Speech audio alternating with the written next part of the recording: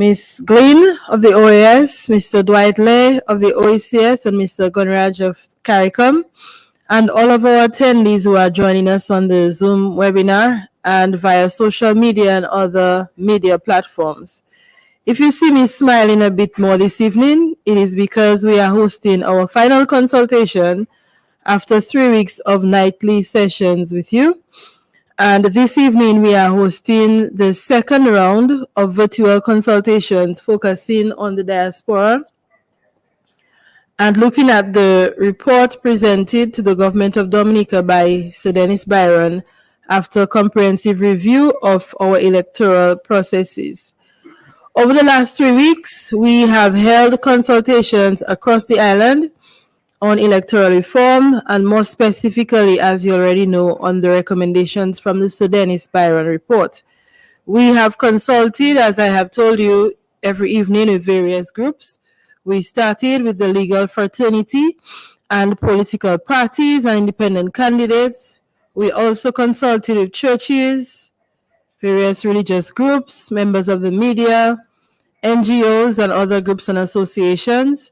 And we were fortunate enough to move around the island and converse with various communities. At the community level, we have been to Portsmouth. We discussed with voters in the north.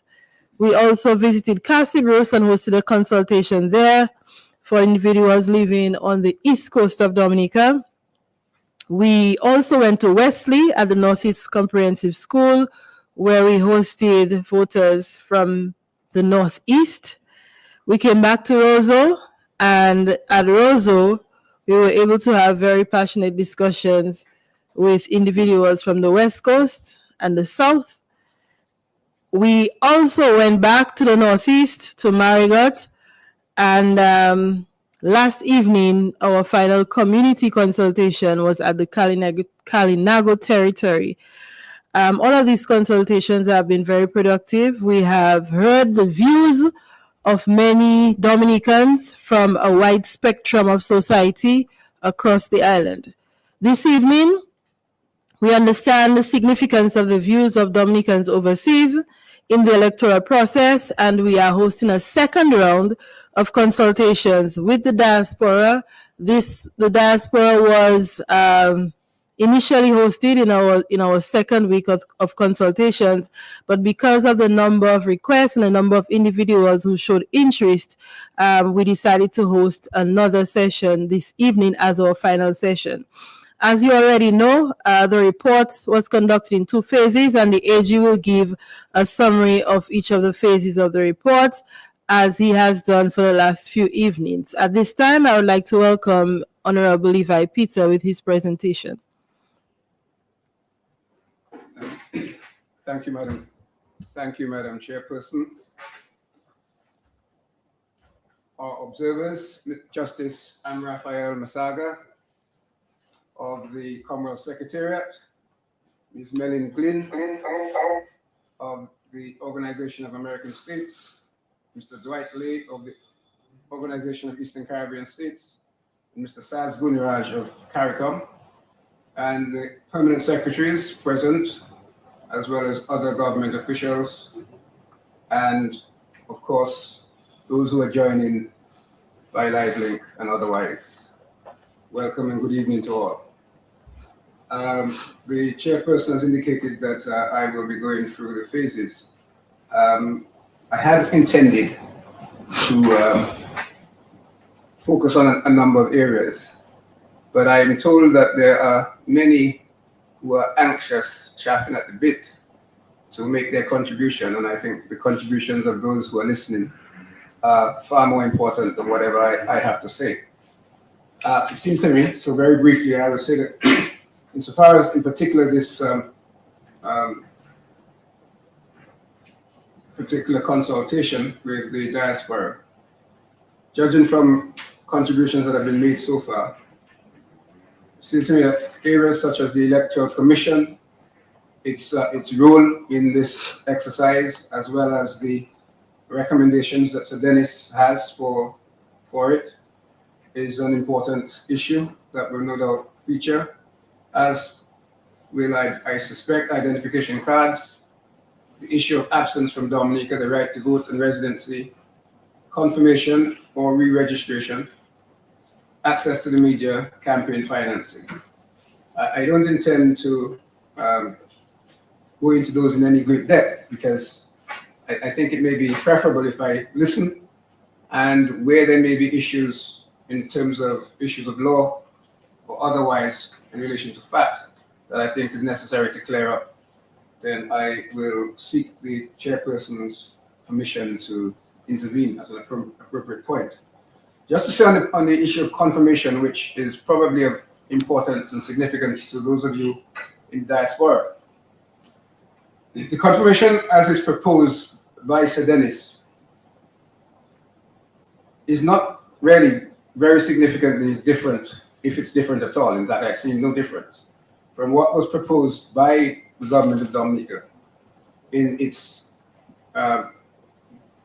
legislation that it was seeking to take to Parliament in 2017 and 2018. Maybe the only difference is that he puts a certain time frame. But in essence, the confirmation period will mean, if it comes in, that anybody who is already registered and wishes to remain on the register will have to approach the electoral office by whatever means is decided and confirm their name on the register so as to remain registered and continue to be able to exercise the right to vote. The proposal of Sir Dennis is that not later than 30 days after the Registration of Electors Act that he proposes is enacted, the Electoral Commission would be required to declare a period which would be termed a confirmation period, during which the confirmation would take place. And that period is to be for no less than 6 months and no more than 9 months. One important feature that I haven't heard anybody raise, I don't think, in relation to the confirmation, is that if one of the suggestions that is being made in respect to the issue of absence from Dominica, those of you who have been listening, and I suspect that's probably most, if not all of you who are listening tonight, would know that there's been a great deal of discussion about the provision which provides that a person who has been absent from Dominica for a period of more than 5 years without coming into Dominica would be liable to be removed from the register. That is the existing position. So in other words, if somebody is out of Dominica and they come back at least once in a 5-year period, they're entitled to remain on the register and to be able to vote at any election. But if they don't come back within 5 years, they'll be liable to be removed. So Dennis is proposing that that be increased, so that instead of just maybe coming in once or however many times you want, you would have to come in at least and spend at least 90 days or alternatively 50 days in Dominica so as to be able to protect that right to remain registered. And of course, there's the other school of thought, which is the one that could have some bearing on the confirmation process, which is a school of thought that is that there should be no limitation. And once a person is registered, he or she should remain registered and should only be removed from the register if they die or if they request to have their name removed.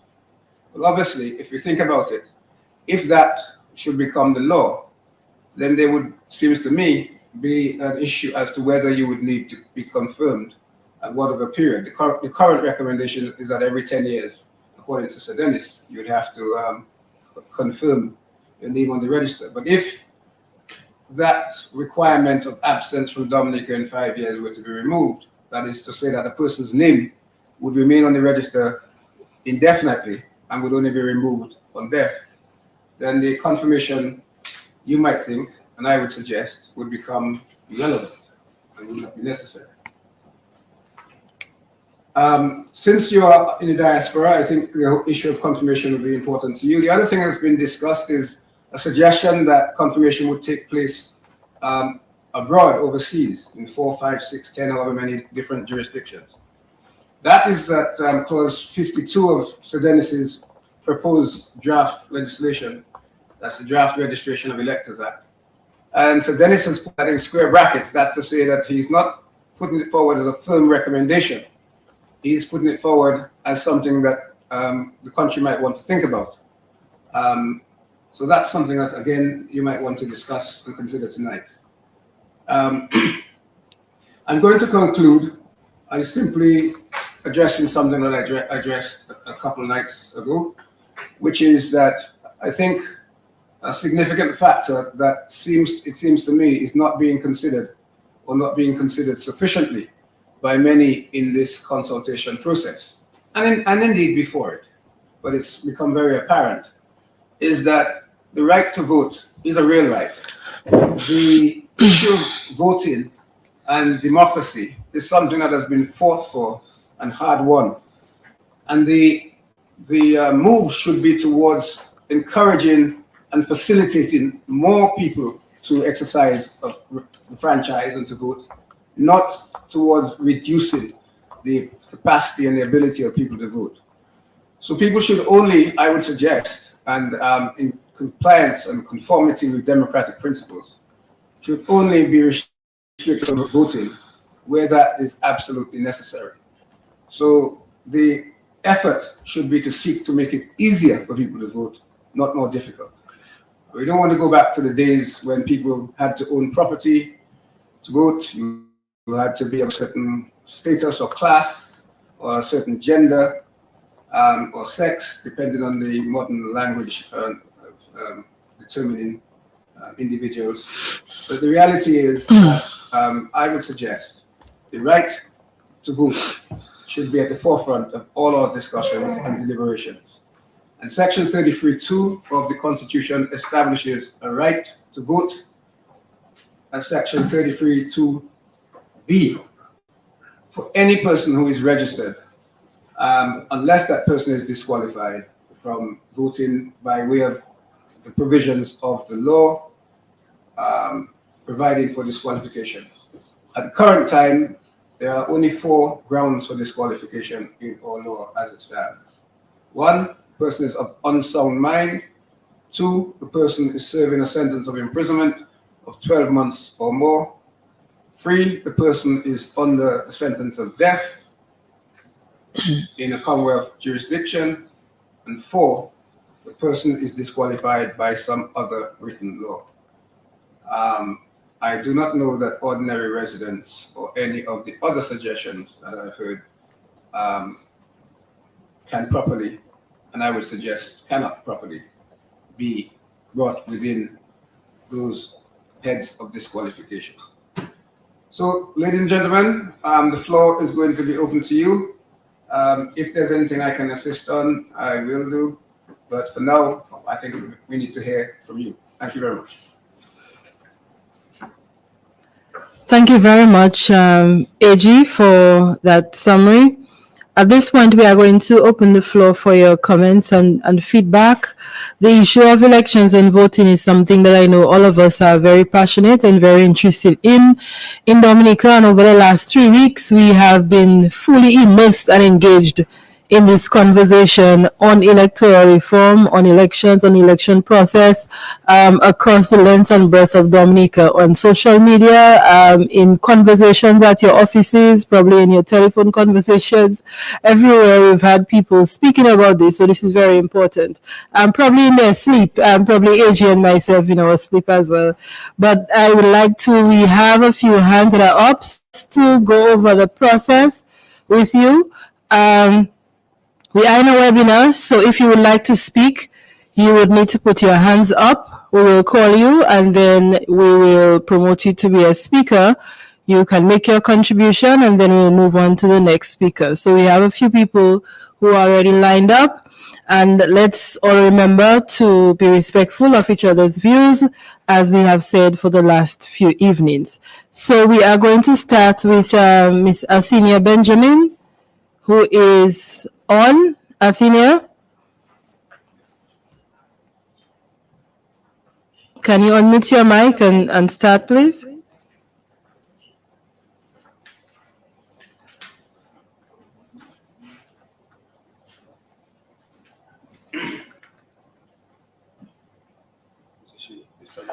Athenia, are you able to hear us? Can you unmute your mic and begin?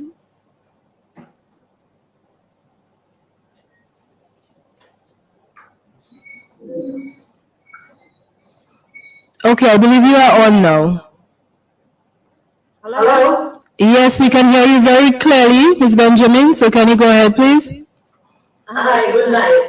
My name is Athena, and I lived in the diaspora for quite a while. And I'm going to share my views on two issues that I think is of great concern to me. I'm living in Dominica right now, but I need to express my views on those two issues. The first one, and I've listened to quite a few of the consultations. I listened to them, I've listened to some point of views from the individuals who presented. And one of the issues of the voter ID card, for me, that is a big concern because you have individuals drawing reference to this in regard to the passport or your driver's license. If you're driving a vehicle and you get stopped by the police, you show your driver's license. If you're traveling, you show your passport as an identification, and comparing that to a voter's ID card.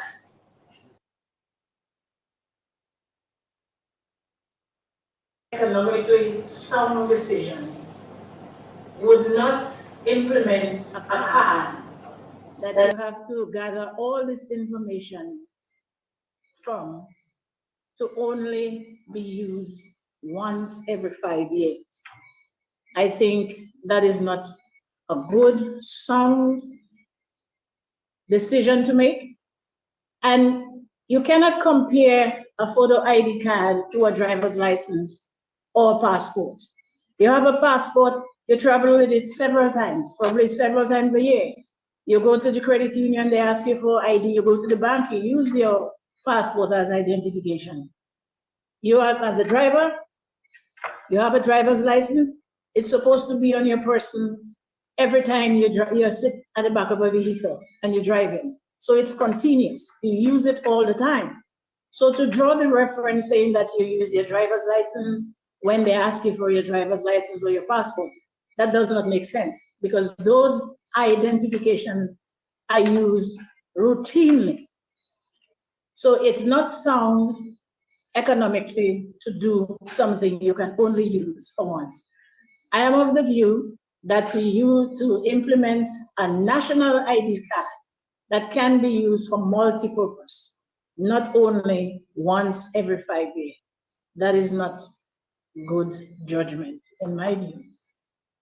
The other issue for me, it's about the diaspora vote and the restrictions placed on the diasporans as to whether they have to be here for 5 years or they are given 90 days as the present law is. They would have to be here for 90 days to register if they have interest in voting in Dominica. I think that should be removed from the process.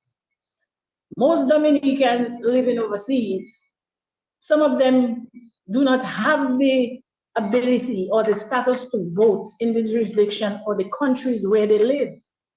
And the only place where they can vote is Dominica, the place of their birth, the place that they chose to be a citizen of. And why remove that from them?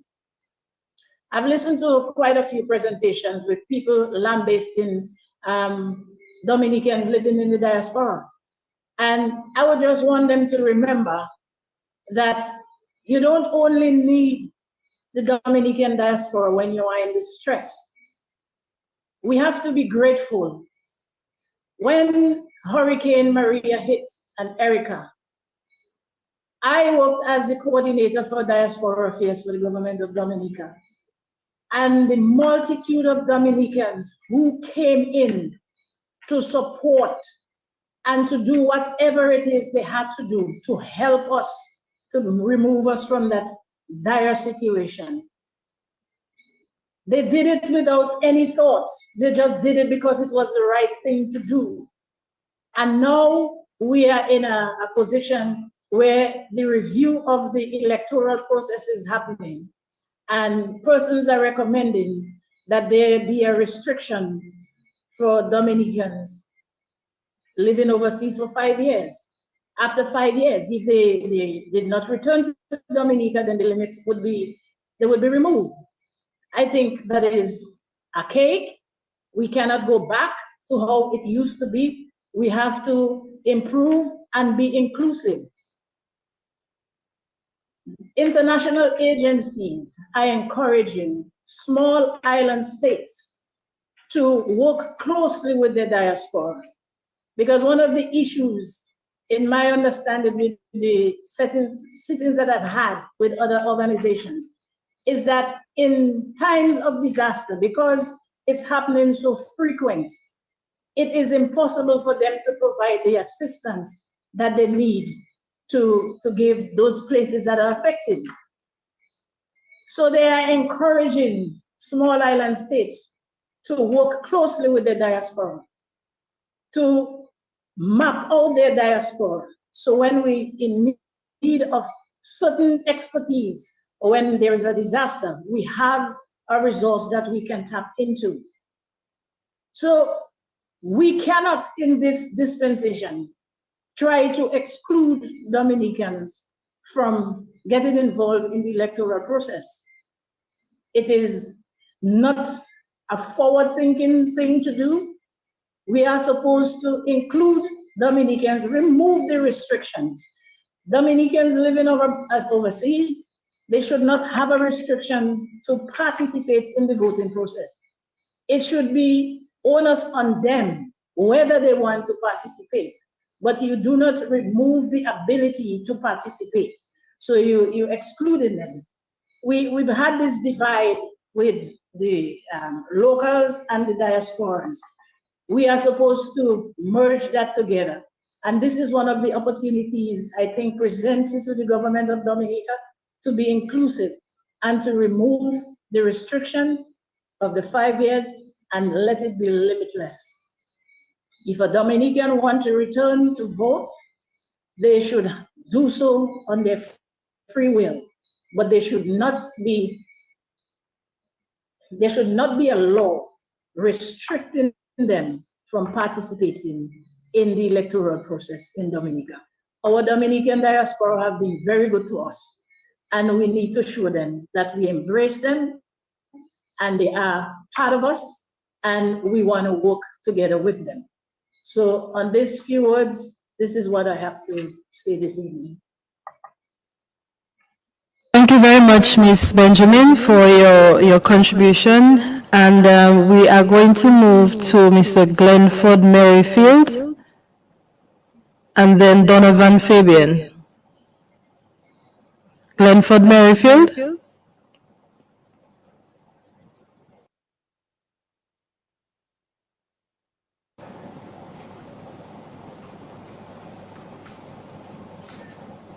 Hi, good evening. Hi, good evening. We can hear you clearly. Go ahead. Thanks for giving me the opportunity. Well, hold on. Thanks for giving me the opportunity. Good evening, everyone. I would like to touch tonight on a few of the topics that have been discussed through the various consultations. We have the diaspora and voting that is part and parcel of this, and it seems to be a divisive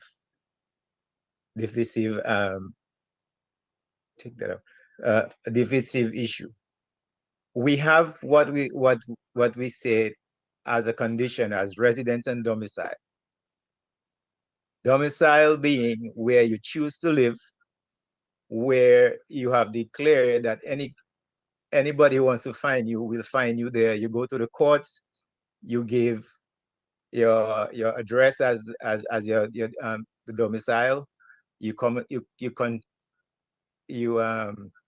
conduct business with this address, and that is where anybody who needs you will find you.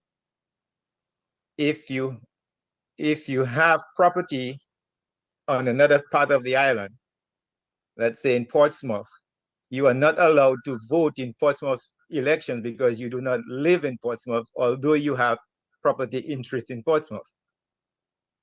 So by the same token, we as diasporans who live here in the United States or any other where else, we do not live in Dominica. We may come to visit. We are no longer domiciled in Dominica. And as it is now, the law has always said that if we are absent from the jurisdiction, from our domicile for more than 5 years, we are not allowed to vote. And the AG says, and for the first time tonight, I've heard him actually use the unless disqualified by Parliament. He has always been saying that once you are on the list, you are allowed to vote. So Parliament has spoken in years gone by, and the law has not been changed. It says if we are absent for 5 years, then we are not allowed to vote. Our domicile is elsewhere. And a visit to Dominica does not confer domicile on me, whether I'm here for 2 weeks, for 2 months, or three weeks or 3 months. I am transient. Okay? So in that case, we are not allowed to vote, and I will not promote that part of it. If you want us to do that, then you're going to have to change the law and allow everyone to vote. And the question is, how do you achieve that vote? Paper ballots from outside, electronic voting. And if we do absentee ballots, when is the cutoff period for that ballot to arrive for it to be counted? So we have to think of this very, very carefully. But I, at this moment, would not, because of the small size of our population, it is easy to dilute the votes on island. And we have seen, and it didn't take the CCJ to tell us, it didn't need to take the CCJ to tell us that we have had tainted elections. I don't believe the CCJ should have ventured into this because as they claimed they had no jurisdiction. They were being a political entity at the time. They were making political statements by saying that the elections were tainted. However, they have said it, but we knew before then, even before they said it, that we had tainted elections. So my thing is, no diasporans should be able to vote at this present time if they have been absent. It is said by some that no country takes the citizens off the list once they are registered. I'll tell you that is not true. The United States does not recognize dual citizenship. In Florida here, if you do not vote in 2 federal elections, you are taken off. You are sent a notice, and within 30 days, if you do not respond, then you're taken off by the end of the year. So that is the law that we operate under, and there are many other jurisdictions that have the same some of the same laws. In terms of campaign financing, we've been talking about campaign financing. My thing is there has to be some mechanism to control the source and use of that money. We should not have foreign money coming in to influence the political process. We've seen it, it has happened. I would not place a limit on how much money political parties can raise. However, it must be raised from within the Commonwealth of Dominica, not from outside sources. And however, there should be some limits on personal and corporate contributions in terms of how much. And then if they want to spend beyond that, then they have to organize, like we have here in the United States, super PACs. The Treasury should not have to pay for any financial campaigns. If you can raise your money, then you raise the money, you spend it. However, you can only raise it from within and you account for it. And if you are found out to have taken money from outside sources, then you have to return that money somewhere down the line because it is done here in the United States if you have received illegal contributions. The next thing that I would like to talk about too is the voter ID card versus a state ID card. Voter ID card is specific to a qualified voter, 18 years and over and domicile in the jurisdiction, and he has not been disqualified by Parliament based on the laws. Now, some people have been saying the voter's card is only used once every 5 years and it's a waste of money to spend that. That is not true, because the voter's ID card will be used in every election, whether local or state.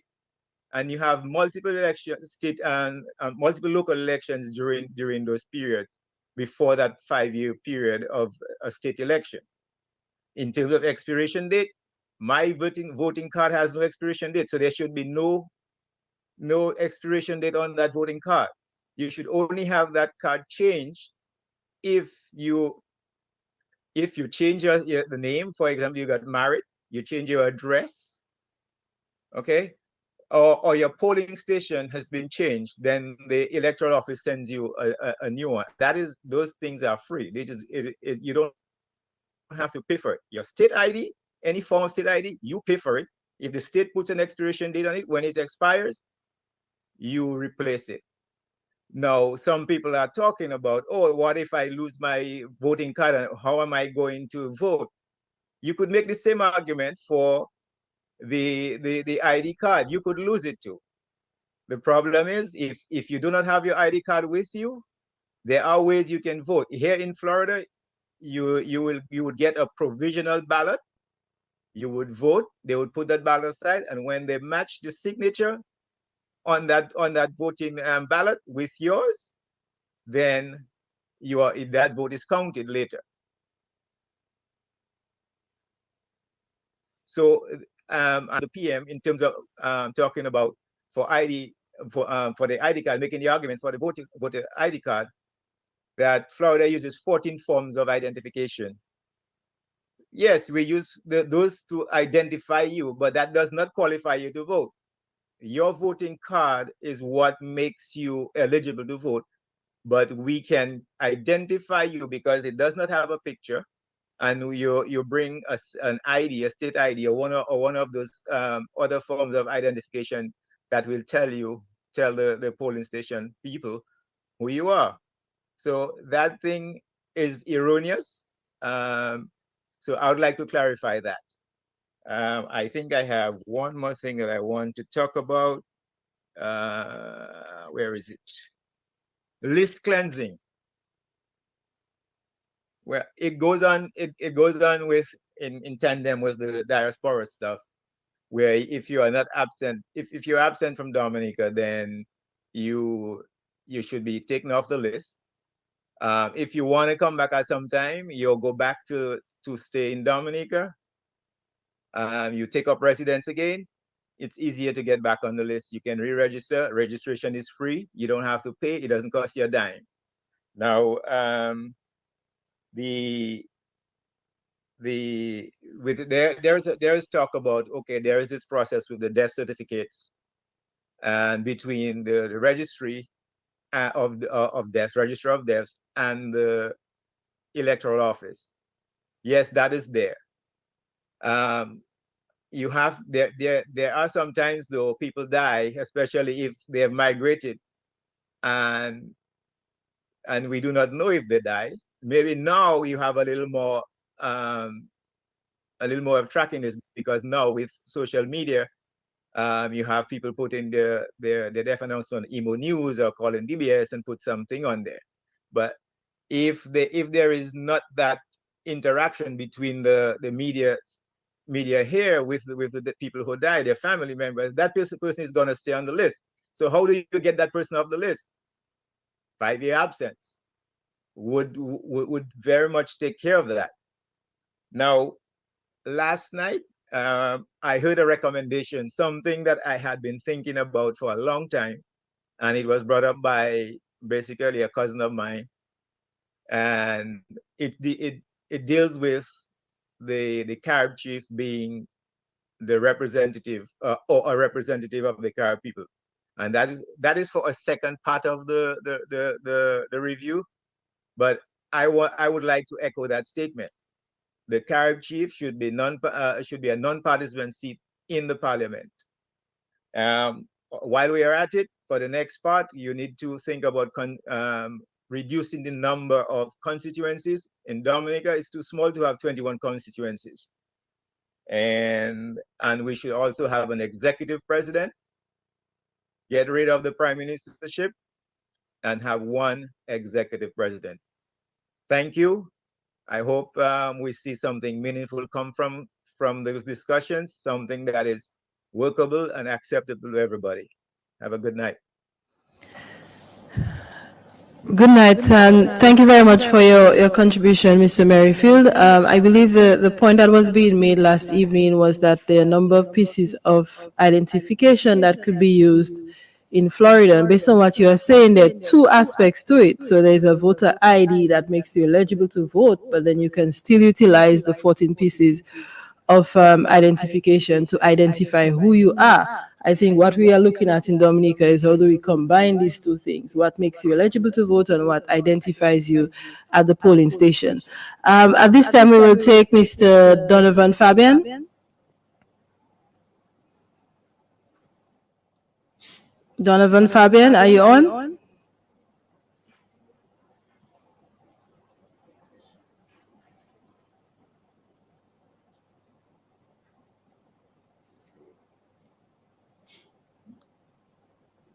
Okay, Mr. Fabian, can you unmute your mic and go ahead, please? Okay. Hello, good evening. All right, good evening. How are you? I'm doing fine, thank you. Good evening to everyone listening and also to the observers. Especially good evening to you. Before I start my my presentation, I want to correct a few things that the previous caller said. The first one is about residency as it pertains to voting in Dominica. He's totally inaccurate when he says if somebody has a home in one place in Dominica, they cannot vote somewhere else. That's untrue. Okay, once you will vote when you became 18 years of age and you're registered and you live there for 90 days. If you move out of that constituency for work or otherwise, you can still vote where you were registered. Okay, so that is completely inaccurate what he said. Secondly, he spoke about the US does not recognize dual citizenship. I also want to correct that. US laws does not mention dual nationality, or it does not require a person to choose one citizenship over the other. Okay, it does not. And thirdly, on the voter ID in Florida, you can absolutely vote with a driver's license, with a passport, or with any ID that the state deems acceptable. Okay, so I think he was very erroneous, or he missed the facts on those. Okay, to start my presentation, the first thing I want to talk about is national ID card versus voter ID card. I support a national ID card because I think it provides more utility. It can be used for more purposes. What goes into the ID card to enhance the security of the voting, you know, we can discuss that. But I think it just makes more sense to have a national ID card. Secondly, access to media. I completely disagree with some people who say that the state radio or state media should be used should be given to political parties to campaign. I think state media should remain neutral, and especially with the divisive nature of our politics, we really do not want state media to become embroiled in this. And I also oppose the suggestion that private media should be forced to give political parties access And I also heard, the former Prime Minister of Dominica, Edison James, try to make the case that, they pay a license and they use the airways, which the airspace which belongs to the state. That may be true, but that goes for many other things, right? We pay license to drive on the road. So are you going to say you're going to force bus drivers to carry passengers to where they don't want to go to campaign? That doesn't make much sense to me. Also, one of the most popular and effective ways of campaigning these days is social media. And we have many parties have their platforms, their Facebook pages, their Twitter pages, their WhatsApp groups. Are you going to ask for access to that too? I think not. So I don't think this point is very valid. Next point I want to make is campaign finance. I do not think there should be any cap on campaign finance. And I've heard a lot of allegations being made by certain members of the opposition. And they try to use these allegations as their justification for campaign finance. And I've seen and understood that many of them come on to this consultation and they put on a display, an act for the observers. But there are some facts that I think we all should remember and everyone should know. Campaign finance would more aptly apply to the opposition because there have been revelations with evidence provided by people who were close to their party, who were involved in the operation, who admitted to going overseas to Switzerland and soliciting campaign money in exchange for ambassadorships and transferring the money to Dominica to different bank accounts. Bank accounts were provided, dates, transfers, everything were provided. And they have never come out to refute the allegation. And also there was this bombshell allegation in 2019 when Al Jazeera kept the Dominica for months and did an undercover sting operation. And we got audios and videos of Mr. Linton, who was the party leader of the Workers' Party at the time, lawyer, and his friend, another guy who said he acted on his behalf, Ode Serafin, negotiating deals for campaign money, trying to sell ambassadorship for 400,000 US a passport. And there were also MOUs that surfaced with the former leader of the UWP name signed on it, promising to give ambassadorships to somebody if they won election within 28 days of their victory. But these same people come on the consultation and make all kinds of allegations. These are facts in the public, and it cannot be refuted. And my last point is on overseas voters, the so-called diaspora.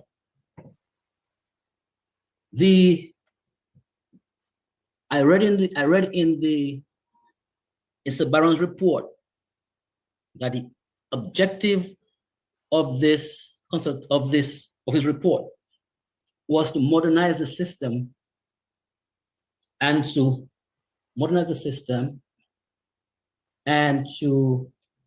bring it up to modern best practices.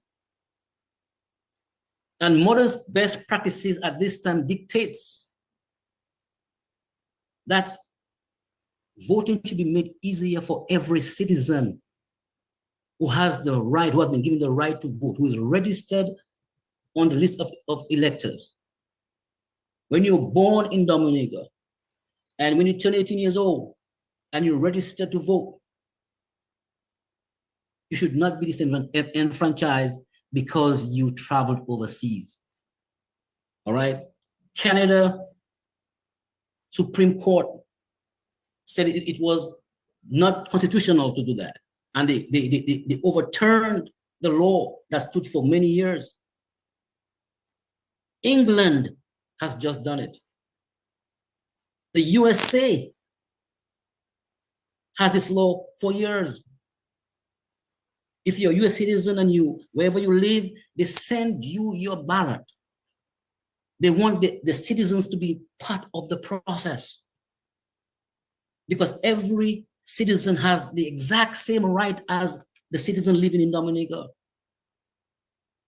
Traveling does not make you less of a citizen.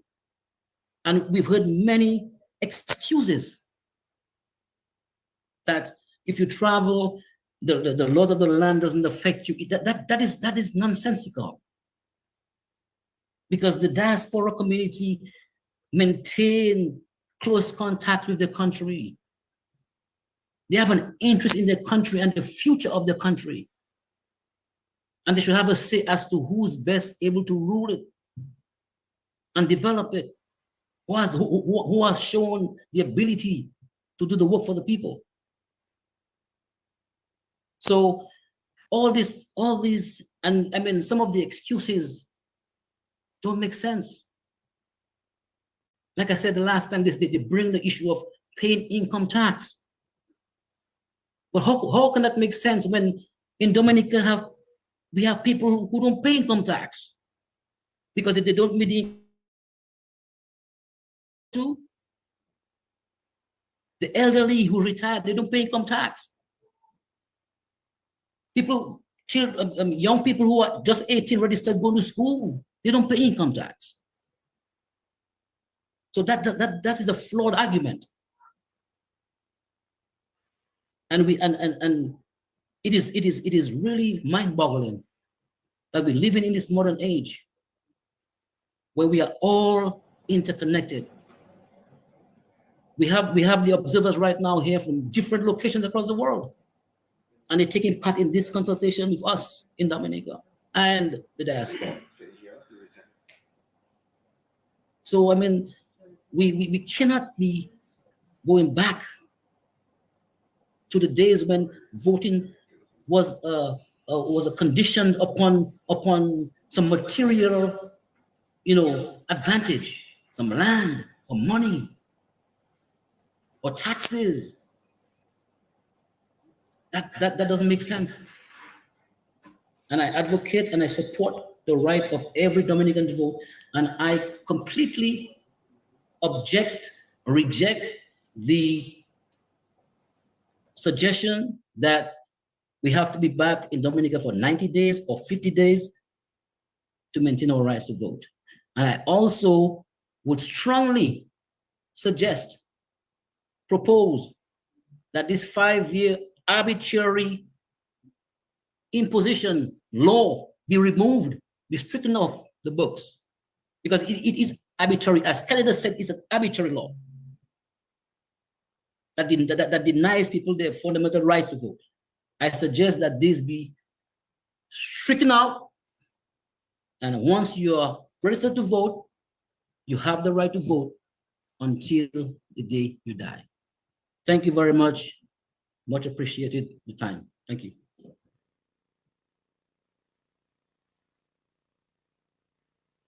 As a Dominican in the diaspora, a Dominican who is quite often in Dominica. The next person that we have is Mr. Lennon Matthew. Lennon Matthew.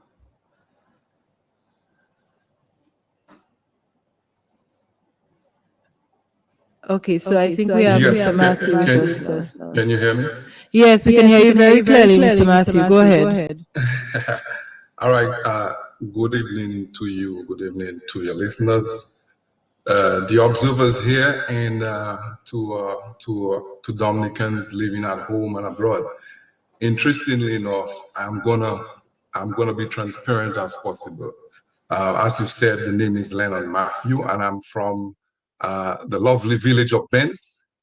And I'm gonna tell you why we should not be fighting one another in Dominica. The cabinet secretary's mom and my mom, and Karen, I'm gonna say it, are first cousins. The gentleman who spoke right before me is my first cousin. Love him to death. So here it is, we are in the diaspora and we are going to speak from different angles of the whole situation. And I am saying this because Dominicans have to understand whatever decisions are made should be in the best interest of the country and not no one political party. Because at the end of the day, we are going to meet together and cry at funerals, celebrate birthdays, wish one another well, and support each other in our personal lives. And I just wanted to make that very clear so everybody know how transparent I am. I have been listening to the conversation on the consultation, both at home and the last time we had for the diasporans. And permit me some time because I think it's very important. And I would first like to start with something said by the Attorney General in his deliberations earlier.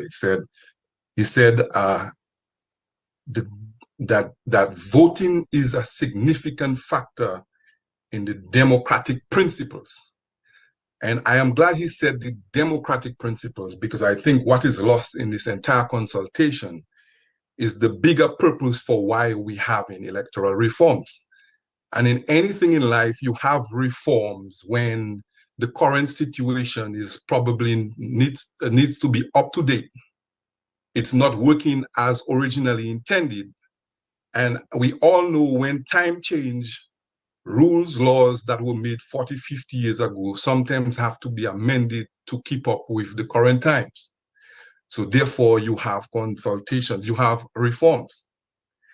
And the reason why I'm happy that the Attorney General mentioned democratic principles, it's because our electoral process does not only begin and end with the voting.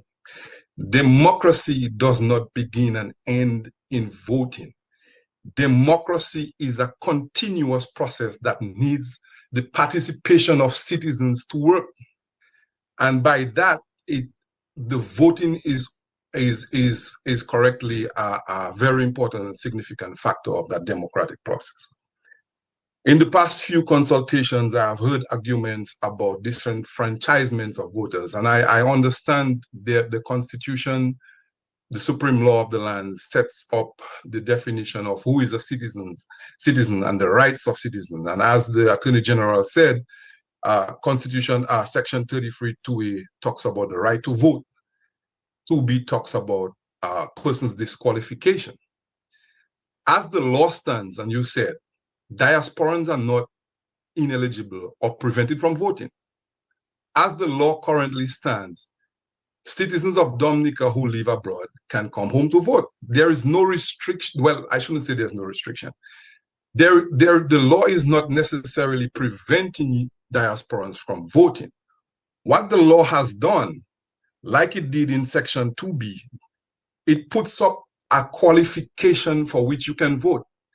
And the reason why I'm mentioning that, because there seems to be a thought that the parliament can go and pass a disqualification for an individual if they're mad. The parliament is not going to sit down and pick who they want to singly disqualify for voting. So therefore, when parliament meets, parliament sets a criteria. One of those criteria is if you have an unsung mind, if you are sentenced for death. That doesn't mean you're not a citizen. You're still a citizen of the country. However, that disqualification is there because the law allows it. Similarly, the law allows you to vote if you are living out of Dominica and within 5 years you return to the country within a day and you can vote. And that is the significance of having a parliament setting the qualifications for voting. And one of the reasons they have done it, as I mentioned when I start, is because you have reforms when the current system becomes out of date. And what we have had in Dominica in our democratic process are individuals who have abused the loopholes. The system is not fair. And the purpose of reform is to ensure that the voice of the people, the strength of the people, and the decisions of the people is what is represented in the government, and not the other way around. And I'll tell you a perfect example. Last year, we had a snap election call. And there were individuals who ran for their constituency. And the prime minister decided who was going up for the constituency without having the constituents able to make that decision on who they want to represent. The basic foundation of our democracy is through the political process, where people in the constituency of Pebush, where I'm from, have the ability to select who they want to represent them, whether it's for the Labour Party, whether it's for the United Workers' Party, for the Freedom Party. That's the basics of democracy. Why? It is because it's the decision of the people selecting the representation. So when the Prime Minister goes ahead and selects who he wants to go up in this constituency, what he has effectively done is disenfranchise every single one in this constituency, not allowing them the opportunity to demonstrate their democratic right to select who they want to represent them. So all this talk I'm hearing about disenfranchisement is absolutely hypocritical when we have somebody from the roots of our democratic process disenfranchising people from the Pebush constituency and every other constituency where the people were denied the right to select who they want to represent them. Secondly, we've talked about campaign financing. I don't want us to be naive. We know money is used in corruption. Money can be used for good and money can be used for bad. Currently, there are geopolitical forces that have been playing part in the region for years. It happened during the 70s when we had communism. It is happening now with the elephant in the room, the Chinese. And I think it would be naive of us to deny that fact. And why I'm saying this is because we all know the diplomatic relationships we have with that country. We all look at the news, we all see the competition of the types of government we have, the types of economies we have, where they are communist and capitalist mix. And we see the kind of influence that is going around the world. And there are forces that are fighting the democratic principles and the democratic norms. And we are moving towards strongmen, dictatorships, and there are those who will seek power no matter what the cause and no matter what the effect. And therefore, if we do not pay attention to those things, I think we are on a fool's errand. And like I said earlier, we can sit here and discuss. Personally, I think spending $600,000 to have a consultation to decide voter ID cards, national ID cards, is a waste of time. That's a simple solution.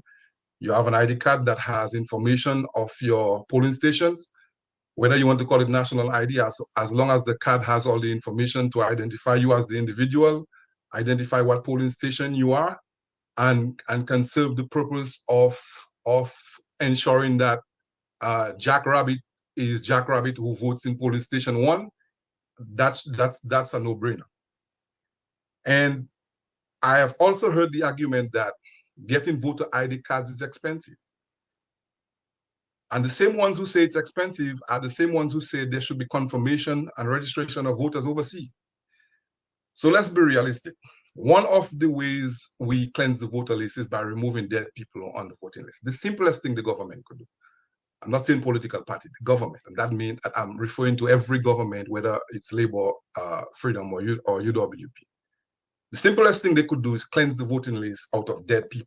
There's a process in place. The law outlines what that process is. It involves the village councils. It involves the chairman. Ask any Dominican when was the last time that had been done. Now, if a simple task of getting dead people out of the list cannot be performed by our governance structure, how then are we going to trust our government to perform a good job in confirmation of voters overseas? It makes absolutely no sense. And like I said, while we're talking about who can vote and who cannot vote, the bigger picture is democracy, advancing fairness. And that's where that comes in. Because as a diasporan, if I fall within the current laws as an eligible voter, and I have been to Dominica as the law currently stands within 5 years and I can vote, then the decision to confirm registration or registered voters overseas is not a party decision. It's a government decision. And therefore, the institution that is constitutionally mandated by law to do that is the Electoral Commission. So therefore, if the Electoral Commission were to do that, the whole point about that decision is to ensure that every eligible citizen has the equal opportunity to be able to be confirmed and to maintain their right to vote.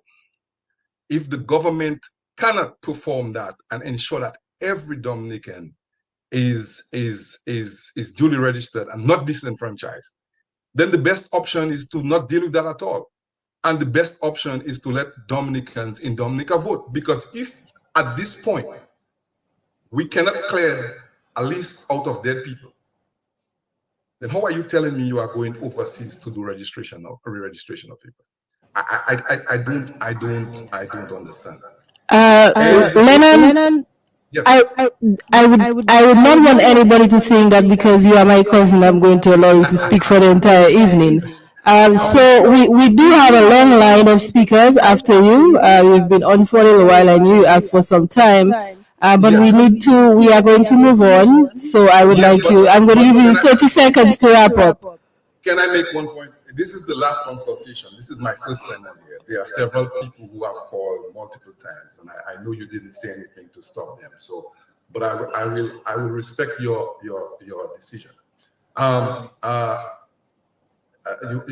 you had me lost my friend. I'm sorry, but we would like to move on. So let's just wrap up. Okay. Well, at the end of the day, while we are all discussing electoral reform, I think to truly get electoral reform in Dominica, the vision has to be what's in the best interest for the people of Dominica and the people of Dominica making that decision.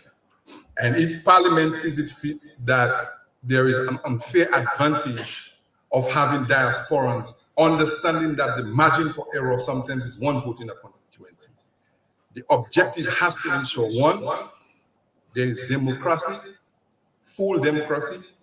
Two, that the results of the election represents the intentions of the people.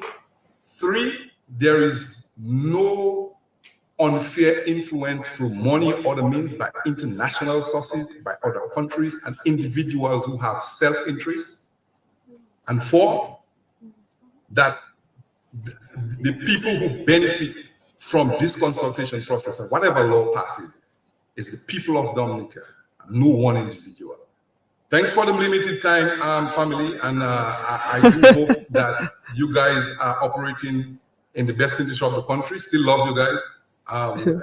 As I said before, this cannot be about individuals. It has to be about the population. It has to be about the people of Dominica. And I know I've been cut short, but you know I'm happy for the limited time that I've been given, and hopefully my points will be of some significance. Thank you. Thank you very much, Lennon. I would like to be fair to everyone, my family and all others. But we appreciate your comments. Just a few things. I want to add, though, that for those who are unable to give all of the comments that you would like to, please feel free to send your comments in writing to capsec@dominica.gov.bm. But before we move on, I would like the AG to respond on one or two matters. Thank you, Madam Chairperson. Just a couple of clarifications in relation to the last contributor. He said that every Dominican knows or something to the effect of that people are not being removed, deceased people. I haven't checked myself, so I cannot speak as a matter of fact. Although I received an indication on my phone, someone who had the experience of their family member have passing away, and that person was removed within quick time.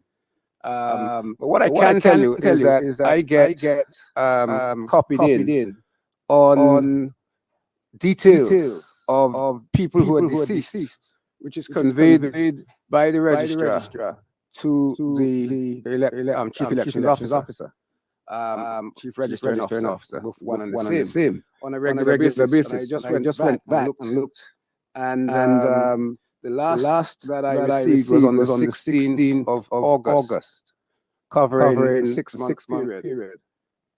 So I think people have these notions. Sorry, it's not. Sorry, it's covering the quarter. So people have these notions, but it's not true. I can't say what is actually happening in specific terms, but I know that the list goes regularly to the electoral office, and I would anticipate that they remove names from that based on the information they receive. If the chair would allow me, just briefly, the previous caller, that's Mr. Merrifield, referred to me specifically, and he indicated that I hadn't mentioned disqualification. Just for his edification, I mentioned disqualification in the context of Section 33.2 on every occasion that I've spoken about Section 33.2. And indeed, I mentioned it so much so that on one occasion, I couldn't remember the fourth disqualification. That was at the parish hall. And I came back to the microphone to clarify and actually put the information out so that everybody had it. So just to say that we try, and certainly I try, to be as clear and as fair and as practical and as objective as I can be in relation to these matters. But it is, I think there's also an error, and that's why I touched on it briefly, and a confusion with the issue of domicile residence and Section 33. Section 33 has two, Section 33.2 has two elements to it, an A and a B, and they're not conjunctive in the sense of being an and. They are two alternative scenarios.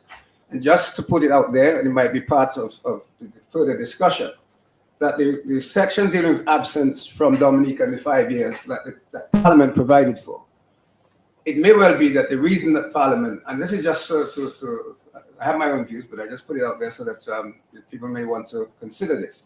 It may well be that what I submit is the position that Section 33.2b of the Constitution provides that once a person is registered, the only way they can be disqualified or cannot, let me say differently, the only way they cannot be entitled to vote is if they fall within one of the four categories of disqualification. It has nothing to do with residence, nothing to do with domicile, once they're registered.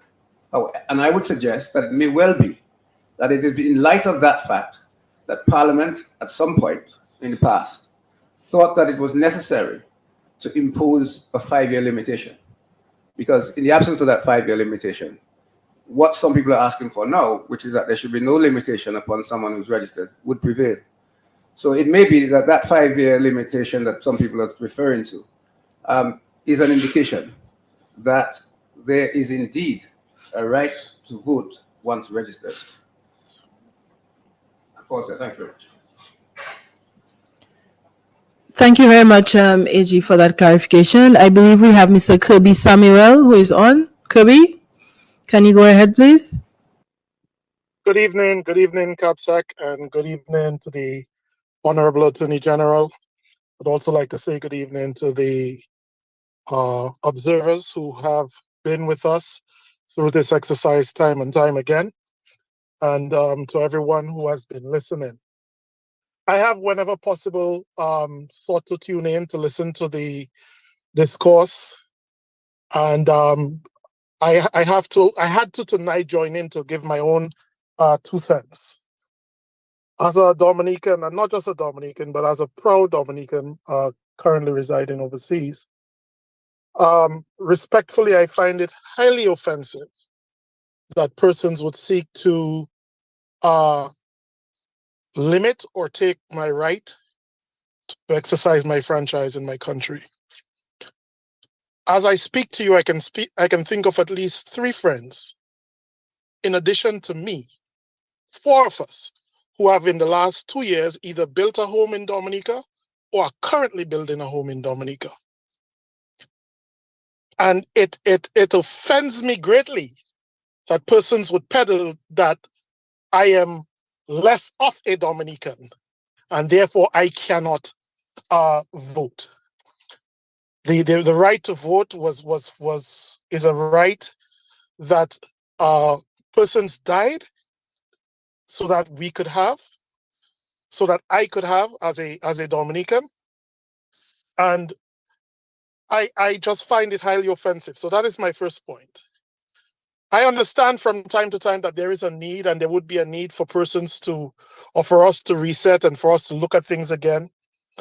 The idea of a voter's ID card is the first and the main things that members of of opposition parties have said, well, we need a voter's ID card, we need a voter's ID card. I am not against a voter's ID card. To be clear, in the Commonwealth of the Bahamas where I reside, there are voters' ID cards are allowed. All right, and persons use it for everyday transactions as well. It's a flimsy card, but it's there. But when I was preparing to join this event tonight, I went on the electoral site of the Bahamas just to check something out. And under the requirements, I think it's elections.gov.bs for anyone who wants to check it out. Under the requirements to register to vote, one of the first, or in the number 1 line, it says the primary document that can be used and should be used to register to vote is a passport. I think we would be going down a wrong and slippery slope if we were to say that an identification card issued by the state, an identification card like my passport, which begins, or which on the first hardcover says, the president in the name of the Commonwealth of Dominica requests and requires that you let this person through without let and hindrance. A document so sacred that it should be preferred or said that I cannot use it to vote. But if persons want to have a voter's ID card, by all means, let's have it. St. Kitts has a similar voter's ID card as well. If we can have a card where it's renewed every 5 or 10 years, fine.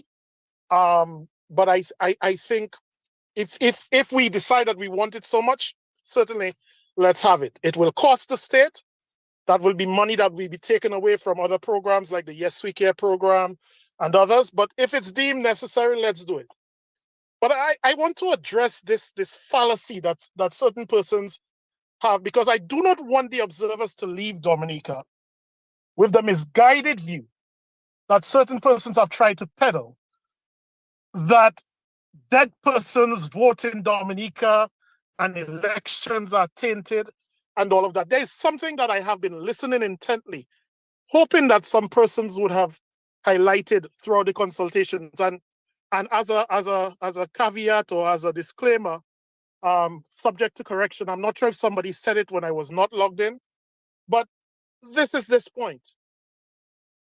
At elections in Dominica, at every single polling station in every single polling district, there are representatives from both political parties or all political parties who are present at each and every polling station. And those are representatives from that community. In the case of the community that I am from, right? When I would have gone to vote, I would see persons from the Labour Party, at the time persons from the Freedom Party, at the time persons from the UWP Party. These are persons from within the community. And these persons would have been persons that know every single person within the community. And so if a dead man came and said, my name is John Brown, and I'm here to vote, it is very likely that one of those persons from one of those divides would have objected and said, hey, no, John Brown died. Or, hey, no, this man ain't from here. We don't know him. And if that had happened, there would have been, of course, the press would have eaten it up. We would have heard it being discussed on social media and on everywhere, and it would have been running, and people would have been making mileage with it. So to give the notion, this silly, really, notion that, oh, dead people been voting, I know people voting twice. It's ridiculous. When you vote, you dip your hand in ink and you leave. I really do not want anyone to have this misconception that Dominica is so backward, that we do not know, or that we are so behind. This whole fallacy of electoral reform, in the sense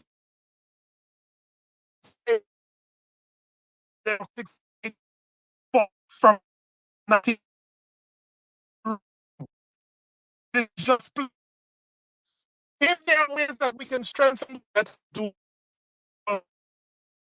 but come and this person's misguided view. The honorable observers from the OAS, the OECS, CARICOM, and Commonwealth Secretariat, and whoever else, leave Dominica thinking that our democracy is in such an infancy stage. Our democracy lacks such credibility that we need this reform now. If we want to check for certain things, let us do that. If we want to make some slight corrections, fine, let us do that. Put recommendations forward, let's do that. Let's move forward. I am not even going to advocate for my right to vote from where I'm at. But as I said, I take it completely, or I'm completely offended, or I would be completely offended if anyone were to say to me as a hardworking Dominican who lives overseas that I cannot vote, especially when I have chosen myself, and I'm going to use myself as the example, to build my home in Dominica. And I'm not the only one. Everyone and every Dominican, if you drive up and down the west coast of Dominica, you will see persons who would have spent their lives in England and other places and returned home and built homes. My own uncle of blessed memory lived in England and built a fine home in Marigot before he passed. And so I want us to be very careful, because this is a slippery slope. This is a slippery slope, and anyone who should feel or should think that they would want to try to disenfranchise me or any other Dominican who would make such a significant contribution, I think that would be wrong, and I want to say that categorically clear for the record. To build a house in Dominica is not easy, and let's be clear: the ones who are saying diasporans should not vote, when you build a house at home, a contractor gets a job, his workers gets a job, their families get fed. And not only that, if you choose to remain overseas for some time, that adds to the housing stock in Dominica, and you're able to provide rental properties to persons who may not be able to build a home yet. And so I want us to be very clear on this issue. I think it is wrong. I think it is a wrong approach for anyone to suggest that a Dominican who resides overseas should not be able to vote. And I hear persons talking about, oh, diasporans, and they should let, the vote is tainted if diasporans come in, and they should let, I think I heard one person say, indigenous Dominicans. I'm like, wait, what am I? And so I wanted to really call and hone in on this point this evening. And I really want to thank you for allowing me the opportunity. Just before I go, Madam Capsec, if you'll allow me one other thing. One of the callers, I think it's the one before, made a statement that was so erroneous, I just feel that I have to address it. He levied comments against the Honorable Prime Minister, where he said he disenfranchised persons in Paybush and by choosing who to go up. Ridiculous, hogwash nonsense. every political party has the right, and the Honorable Prime Minister was within his right as the leader of the Dominican Labour Party, to, with his council, his party council and executive, decide who goes up in what constituency to represent the party at elections. No one is disenfranchised. If a person feels or felt that they were disenfranchised, they would have been able to, like the law allows them to, take their $500 and go and pay it into the treasury and run as an independent candidate. Persons are talking about elections in Dominica are not fair. We currently have an opposition leader who is an independent candidate. We currently have other representatives or another representative who is an independent candidate. So that alone tells us that if someone feels that the will of the people, quote unquote, is being stifled, then by all means, pay your $500 to the treasury, my brother, and go and run as an independent. So I just wanted to correct that error. Madam Chairperson, Madam Cabsec, thank you so much for the time. I do not intend to take up much more of it because I know that there are many other persons who would like to contribute.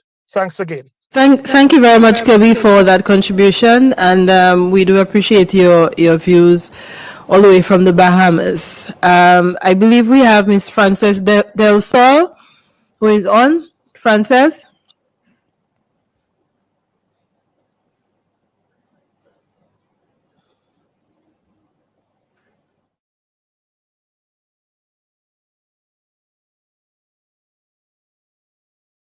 We also have Mr. Jerome Victor, so any of you who could come on can do so now. Jerome Victor or Frances Del Sol?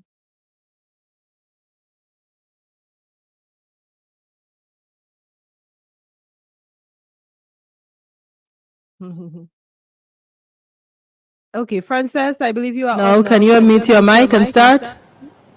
Yes, I am. Thank you very much. Okay. Good evening, Madam Chair, and thank you for the opportunity to express my thoughts on this very critical issue. I recognize the presence of Honorable Levi Peter, the international observers, and my fellow Dominicans. I'm going to start off by saying recently I have been involved in helping asylum seekers in mainly coming from mainland Africa, most of them fleeing persecution. A large portion of them are from Sudan.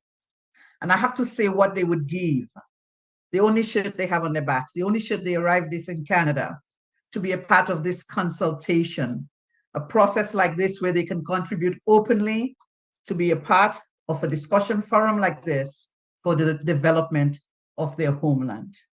The irony of this should not be lost on any of us as to our ability to speak freely and openly, regardless of our political positions, on something so critical to the running and future development of our nation home. In saying so, I commend the Labour Party with the majority government and really the option to take whatever course of action they deem necessary at this time in regards to this issue, but has instead opened this forum to all and sundry to provide their thoughts, supporters and non-supporters alike, indicating that this government is truly a collaborative one and a Dominica first one. Dominica has shown remarkable progress considering the trough, Erica and Maria. The world still marvels at the turnaround and that we have done in Dominica, and there is still so much to do. Therefore, the concept, in my opinion, the concept of putting any money into a one-time, over 5-year use of a voter ID card, when persons in most advanced countries use government-issued IDs such as passports and driver's licenses, is not a proper use of the funds that could go towards education or seniors' care. I think all this talk about dead people voting are just red flags to support or give reason to others' failures to win at the polls. Enough already with this nonsense. We're just making ourselves look stupid in the international arena. My father died in Canada, and I know for a fact that nobody in my family said he had died, but he's no longer on the list.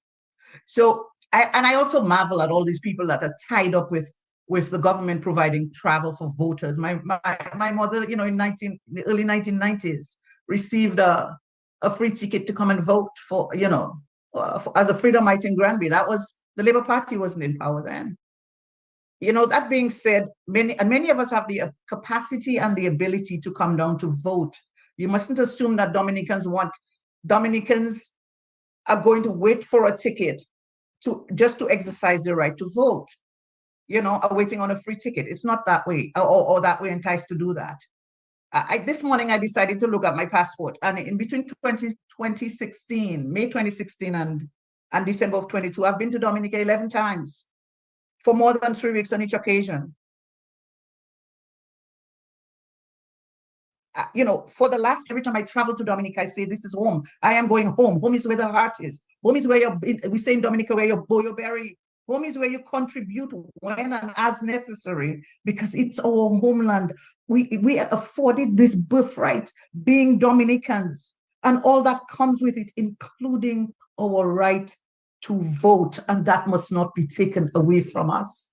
As a member of the diaspora, it must not be interpreted that some of us who don't, because we don't speak up all the time or we don't make the most noise, that we don't have opinions on those matters. Yes, we do. And others have mentioned it, but I want to conclude with something that has caused me consternation, having been very much involved in Dominica and a member of the diaspora. It's that certain sections of our islands perceive the diaspora in a negative light, and that I find very troubling. We do the right things. We send the barrels, we send money via Western Union and MoneyGram, and we come down and we buy tickets for the Creole Festival, but we ought to be more integral, to be seen as more integral to the well-being of our country, that we have been and continue to be a significant part of rebuilding of Dominica. Most of us plan to come back home or a building at home after retirement. Most of us believe Dominica is better off today than when we left it. Most of us give back above and beyond. Most of us want to do what is right and have a say in the goings on in our country. Therefore, on behalf of the silent majority, I appeal to the observers to listen to us. The majority of us in the diaspora ask for and kindly retain and reserve our right to vote unless we say individually we no longer wish that privilege. Thank you for listening. Thank you very much, Frances, and I must say thank you for all that you do for Dominicans in Dominica while you are in the diaspora. I think we are all very much aware of your efforts and that of many others overseas. I believe the next person we had was Jerome Victor. Okay, Paul Alexander. I believe Paul Alexander is on, and then we have Gregor Joseph.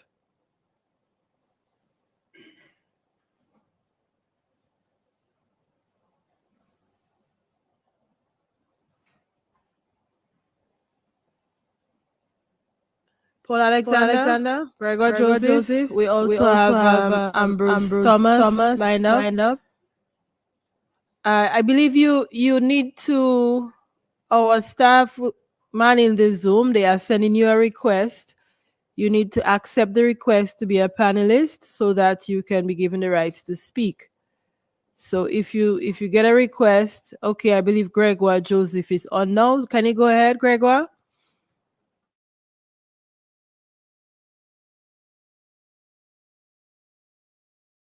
Gregor, on. Are you ready to speak? Unmute your mic.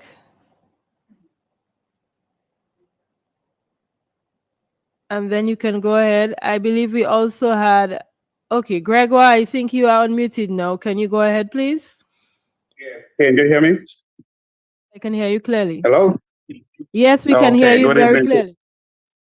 Okay, good evening to all. First, I want to recommend the Prime Minister on the recommendation of the President in the Caribbean.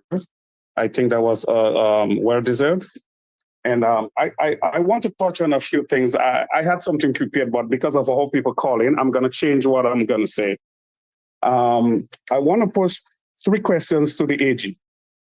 Who was the first Prime Minister before this Prime Minister that came overseas and brought people to Dominica to vote? That's 1. Number 2, who was the Prime Minister before this Prime Minister that called election before the scheduled date? That's 2. Number 3, I have a problem with when was Mr. Lincoln became the treasurer for the prime minister? He seems to have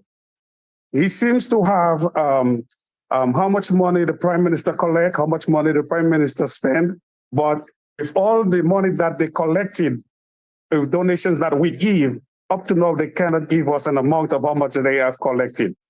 Now I know the observers are listening, so I hope they're taking note of that. And I had quite a thing to say, but I'm sorry, I'm an officer, so I had a call and I kind of lose some of what I was going to say. One second.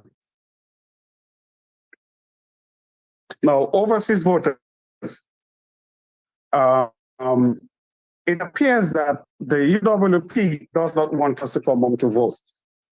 If my memory serves me right, they were asking us, they was asking for donation with the election campaign.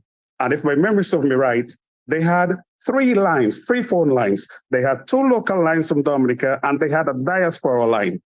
So how is it okay for the diasporas to contribute money to your campaign, but now you're turning around and trying to tell us we cannot come to vote in the same election that you collect money from us for?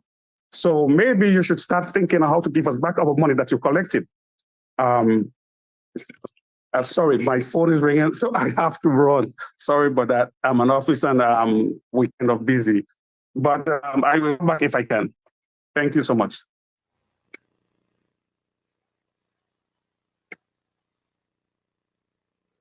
Thank you very much, Gregor, for joining us. We know you had a short time, but at least you were able to make a contribution from your contribution from the diaspora.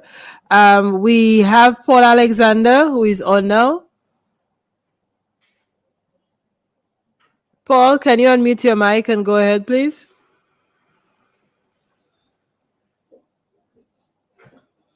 Yes, evening to everyone. Yes, good evening.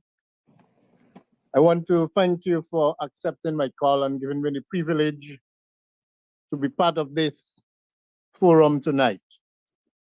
So the reason why I am participating in this consultation is because I am a Dominican and also a voter. If I was not interested in voting in Dominica or taking part in what's happening in Dominica, I would not waste my time and waste you all time to be there taking time to speak nonsense when I'm not interested in voting. I will just stay out of that completely. I also want people to know that in the last 5 elections held in Dominica, I voted in every single one. And every one of the last 5 elections were held before the 5-year term had ended. So which means I had never been outside of Dominica for 5 years before I voted again. If you check the dates of the last 5 elections from the date before when the last election was held, it has always been less than 5 years before a new election. Now, as a patriotic Dominican, I want to read the words of a song I used to sing in school when I was a kid. This song was written not by a Dominican, not for Dominica, but you would swear the man had Dominica in mind when he wrote this song. It said, before all lands in east or west, I love my native land the best. With God's best gift, it's steaming, no gold or jewels here are found, yet men of noble soul abound, and eyes of joy are gleaming. Before all tongues in east or west, I love my native tongue the best. Though not so smoothly spoken, nor woven with Italian art, yet when it speaks from heart to heart. The word is never broken. Before all people east or west, I love my countrymen the best. A race of noble spirit, a vigorous mind, a generous heart, to virtue bound yet free from art, they from their sires inherit. To east and west, I reach my hand. My heart I give my native land. I seek her good, her glory. I honor every nation's name, respect their fortunes and their fame, but I love the land that bore me. So as a patriotic Dominican who believes in Dominica, I had to be on this forum tonight. Now, we know this proverb, a bad workman quarrels with his tools. Now, a former caller mentioned it, that in every polling district, in every polling station, they are agents of every political party. And they have the tools they are available for them to track fraud or dead people or people whose name are not on the list and they want to vote. And maybe they are not using it or they don't know how to use it. So they blame the election loss on fraud, election being stolen, dead people coming in to vote, people voting on people's name. And there's never been one instance where it has been proven that has ever happened. Now, we know these people also have the right to raise an objection, a right to challenge someone they suspect of coming in to put a fraudulent vote. I also remember the story of King Solomon, where two women each had a baby, and one of the babies died, and the two women were claiming the live baby to be theirs, and they could not decide which one the baby had belonged to. So they decided to go to King Solomon to find out what is his advice, how they can solve this problem. So King Solomon, in his wisdom, he said, well, what I'm going to do, I'm going to cut this baby in two. I'll give each of you half of the baby. The mother whose baby had died, who knows that was not her baby, she said, yes, okay, go ahead, cut it in two. Right away, King Solomon said, this baby does not belong to you. So it's like the opposition. When they realize they do not have the support in the diaspora, they want to go against diasporans who are supporting the government from trying to prevent them having the right to vote. Now, they advocate for free and fair election. But while they're asking for free and fair election, at the same time, they're trying to unfairly deny a free man and woman to vote freely in Dominica. So you can see they do not love Dominicans. I am from Grand Bay, I live in St. Thomas. We organize carnival troops in St. Thomas Carnival. And what we have for our troop is the Sensei. And we don't call it a St. Thomas Carnival troop. We call it the Dominica Afro-Caribbean Mass. We were invited to Bermuda to bring that carnival troop of Sensei to participate in Bermuda Carnival. We not go to Bermuda from St. Thomas like we are St. Thomians. We representing St. Thomas in Bermuda.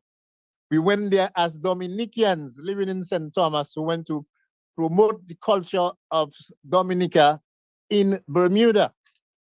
So to tell us that when we leave Dominica, we are no longer Dominicans is like you are committing a sin that cannot be pardoned.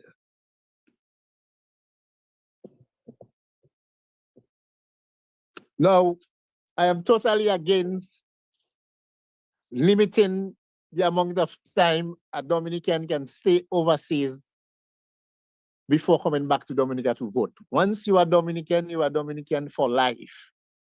We should totally eliminate this thing in the law about 5 years or 10 years or 15 years or 90 days or 30 days. That does not make any sense. For those who are against people living overseas coming to vote and they're saying, well, you're sending a barrel. What's in a barrel? But at the same time, they said we are trying to put pressure or a burden, a government on our people who will be suffering the consequences. But let's look at it. If you say, before the 5-year terms is up, I have to come to Dominica for a period of 90 days. Now, I come during that period of 90 days, and then I vote, and I go back to St. Thomas. What difference does it make if I had come for one day and vote and come back? I'm still living in St. Thomas. And what you are saying about I'm leaving the burden on the people, it comes to the same thing. So it makes no sense whatsoever. Now on ID cards, I support ID card, any form of ID. They come up with an argument saying that a passport is to travel, but you can take that same passport and go to the bank and cash your check. A driver's license is for driving, and if you have an accident, the police will ask you for a driver's license. But a same driver's license, you can use it to go to the bank to cash your check. So the other IDs or national IDs that are provided by the state can also be used to vote, because somebody can use their voting card the same day while they're going to vote. And when they arrive at the polling station, they do not have the ID card. So what are they going to do? They're going to tell them, well, you cannot vote? No, well, do you have a driver's license? You have something else that can identify you as Paul Alexander? Then we say, yes, here it is, and then you can vote. So voting is not something like you have to try to prevent people from voting or put all kind of obstacles in their way to frustrate them, and then they say, oh, I'm not going to vote. When we talk about free and fair election, if an election is about to happen and you block roads and you set fire and you threaten to cut off people's necks, you are preventing people from vote, so that the election cannot be fair. And the people who have been doing that have gone scot-free without even being arrested, even being tried in court. So the same people who are making all the fuss about free and fair elections, they are the ones who want elections not to be free and fair, because by their conduct, by what they are doing, we can see they are against the voting process. And when they speak about dictator, if they are ever given a chance to form the government again, that's when we will see dictatorship in Dominica. So on the question of campaign finance, a lot of people has already given the views on that, and to me the general consensus is every political party raise your money. It's not the other party's business how much money you can raise, or how much money you raise. You raise what you can raise. You want to win, you do what is needed to be done to win. And that at the end of all these consultations, the general consensus will be what the people want. Some people say, the people say this, the people want this, the people are standing for this. But when you ask them who are the people, you saw them in the demonstration that was held last week or week before. These are the people who they are talking about, who want this, who say this, who are standing for this. But the majority of the people in Dominica who are for progress, peace, and prosperity, they want electoral modernization. And what they want is what's happening in the world. Over 115 countries have made it easier for their citizens living abroad to exercise their right to vote in their country. They have removed all kind of terms and limits. Santo Domingo, 14% of its population live overseas. And they do not even have to return to Santo Domingo to vote. They can vote wherever they are living outside of Santo Domingo, and their votes are sent to Santo Domingo to be counted. In Dominica, whether we get ticket from our party to come down to vote, whether we pay our own way, we are not going to allow our names being removed on the list because we do not live in Dominica, because many of us contribute more to Dominica than Dominicans who are residing in Dominica. Because when we send money, we send barrels, we send what we send is to alleviate the pain and pressure and any burden that our people are feeling in Dominica. After natural disasters such as Erica and Maria, you saw the contributions of Dominicans who live overseas. And the World Bank had a report stating after Erica, Maria, and COVID, during the time period just after these disasters and the pandemic, Dominicans living overseas contributed $560,000 as remittances to Dominica, over $500 million EC dollars. So which means the Dominica diaspora is so important, so connected to Dominica, that they will bend over backwards and do all what they can do to help their people back home. You also have to support a family abroad where they live and work extra hard to have extra money to send for the relatives and friends in Dominica. So the observers have heard a lot, and they know the sentiment of the Dominican people when it comes to electoral modernization and what they're standing for. We are standing for progress. We are standing for modernization. We are not trying to reinvent the wheel. We are moving forward. We are going to show ourselves and take our rightful place in the international community with the rest of the world that's given the citizens a free ride, a privilege, the rights to come down to their country and vote and enjoy themselves as Dominicans wherever they live, whether in Timbuktu, whether in space, wherever. So ladies and gentlemen, thank you very much for allowing me to contribute to this historical forum tonight. Thank you very much. Thank you very much, Mr. Alexander, for your contribution. And I believe we have Mr. Ambassador Martin Charles on. I'm not sure if he qualifies as a member of the Diaspora now, but welcome, Ambassador Charles. Thank you very much.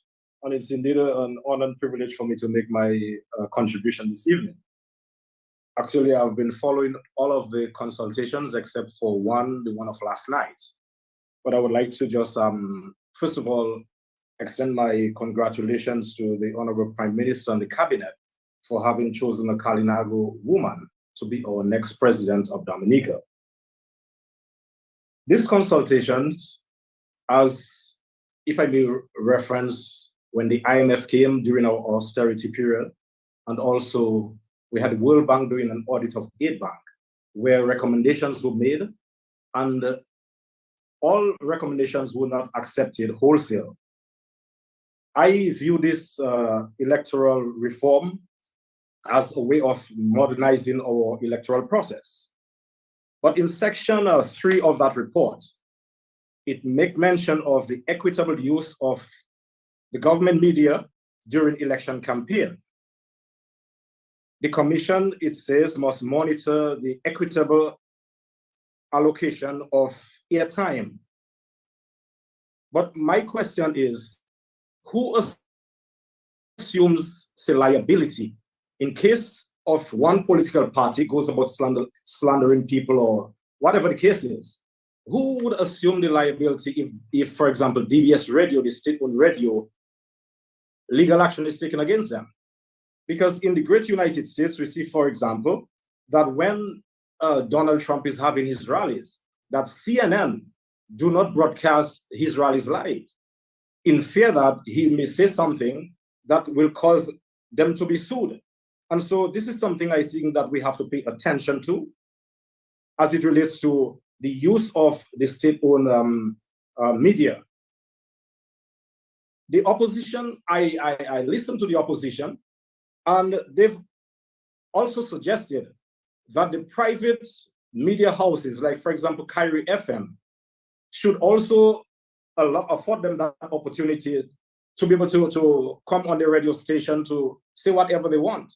But I do not believe that the government can legislate for private media houses to allow political parties to be able to come to do whatever they want to do using that medium. So I am not in favor of this.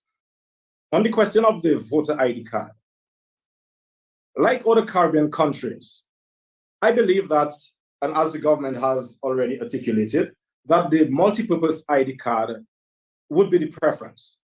But the question is, assuming that someone shows up to vote and that person is not in possession of that multi-purpose card or voter card, would that person be deprived of voting?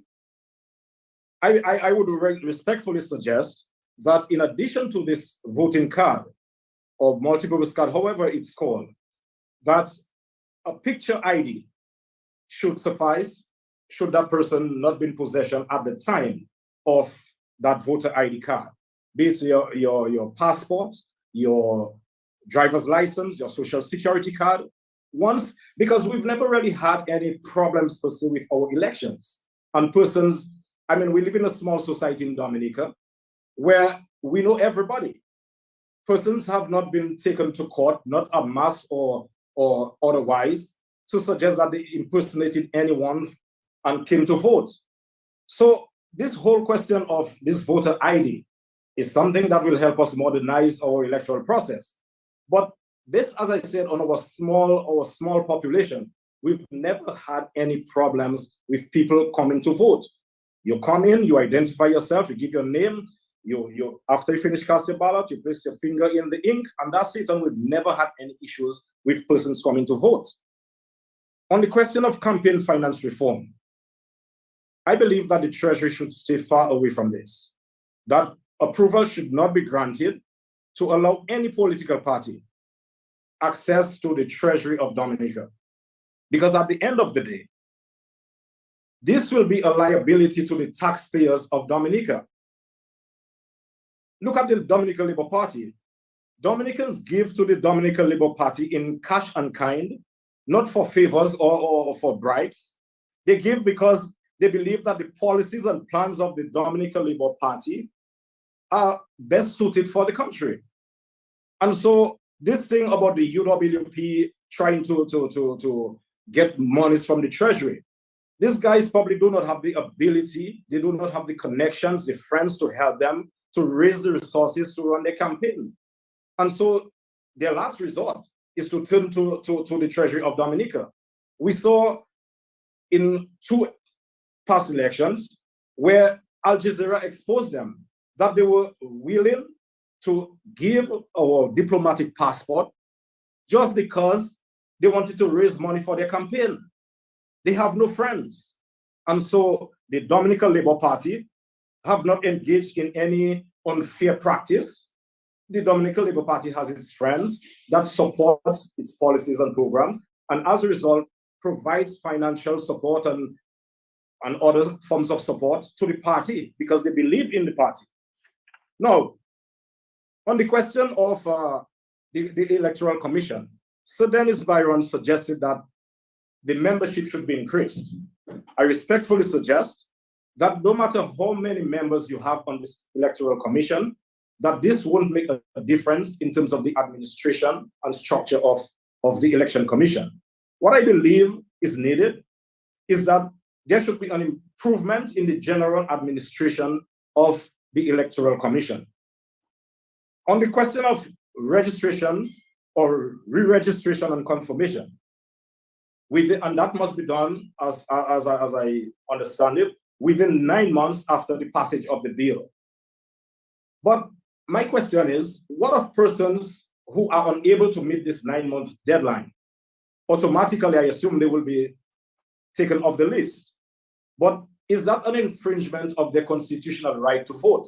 This is a question probably the legal minds need to think about and to provide some clarity to the general public. But the UWP, they are targeting only just one man. And all what they are saying, all the machination about electoral reform, their mission is to see how they can remove Honorable Prime Minister Roosevelt Skerrit out of government. And that's their preoccupation. It's not about any person coming impersonating someone or persons coming from the diaspora. They just want to get rid of one person who they believe stand in their way of forming a government. In 2014, if you remember, and Madam Chair, I really hope that you bear with me just to make this comments, that in 2014, we saw when the UWP went to Canada in the cold winter, they went to Boston and Washington, I believe, begging Dominicans to contribute to their campaign and also asking Dominicans to come back to vote for them. We saw in 1995, they were the ones that started this thing about bringing the diasporans here to vote en masse in 1995. So it's ironic now that these same people are today trying to disenfranchise the diasporans from coming down to vote. I mean, it's just despicable. When we look at this other recommendation, Madam Chair, as it relates to the 50 to 90 days that persons must be resident in Dominica, you know, I heard a speaker when the political parties were at the State House, and he made the point that the Constitution indicates that you must be resident in Dominica. But I think this was one of the most disingenuous comments that was made that evening. Because whilst it is true that you must be in Dominica, but it also makes provision that if you overseas, that within 5 years, you must be in Dominica at least one time.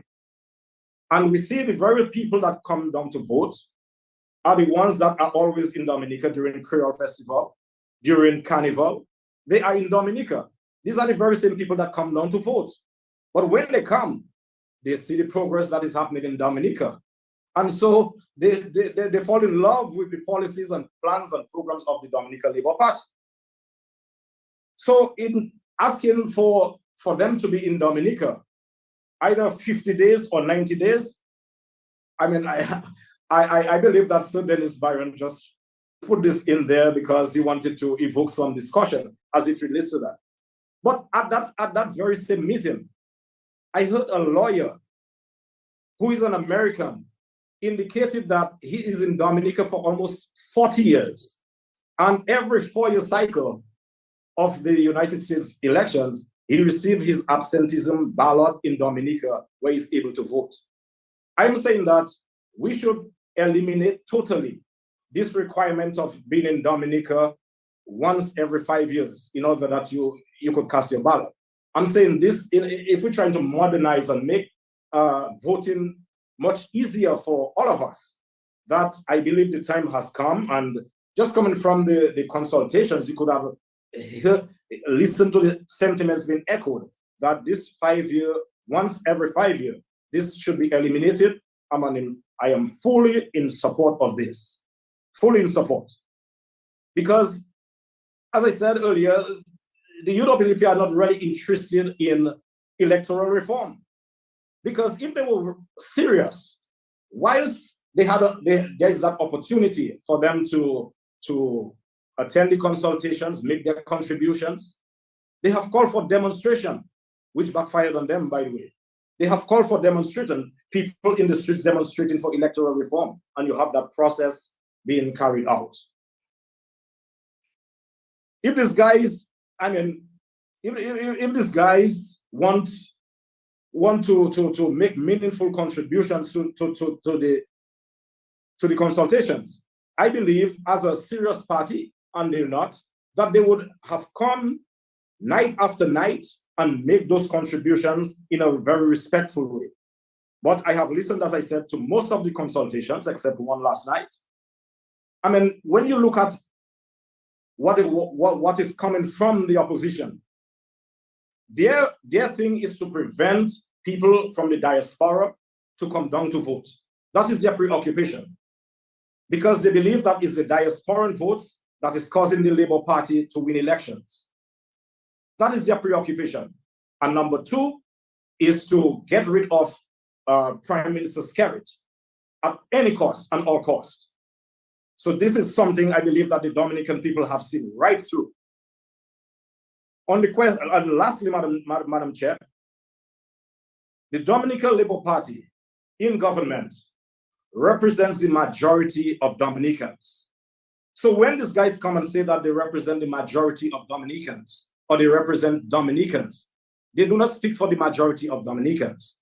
We have heard the majority of Dominicans throughout these consultations. And the majority of Dominicans are fully in support of the measures that have been proposed by the Dominican Labour Party in moving electoral process forward. And so I would like to commend the government and yourself, Madam Chair. I would really like to commend you all for the professionalism that you all have brought to these consultations. You have allowed all ideas to contend, not treating anyone with disrespect or talking in any condescending way to anyone, but you'll have treated persons with respect. And so persons were free to make their contributions without fear of intimidation. But I don't know in which society that we see the minority wants to control the majority. The Dominican Labour Party and the government represents the majority of Dominicans. And so the majority of Dominicans are with the Dominican Labour Party. And so whatever recommendations that are acceptable to the Dominican Labour Party, we are fully in support of this. The minority just cannot control the majority. So again, I would like to thank you very much for allowing me this time to make this short intervention. Thank you very much. Thank you very much, Ambassador Charles. Not so short, but we do appreciate your interventions, and all the best over there in China. I believe we have Mr. Anthony Astafan on, Senior Counsel. Are you with us? Good night. Good night to the officials that are here and to the observers.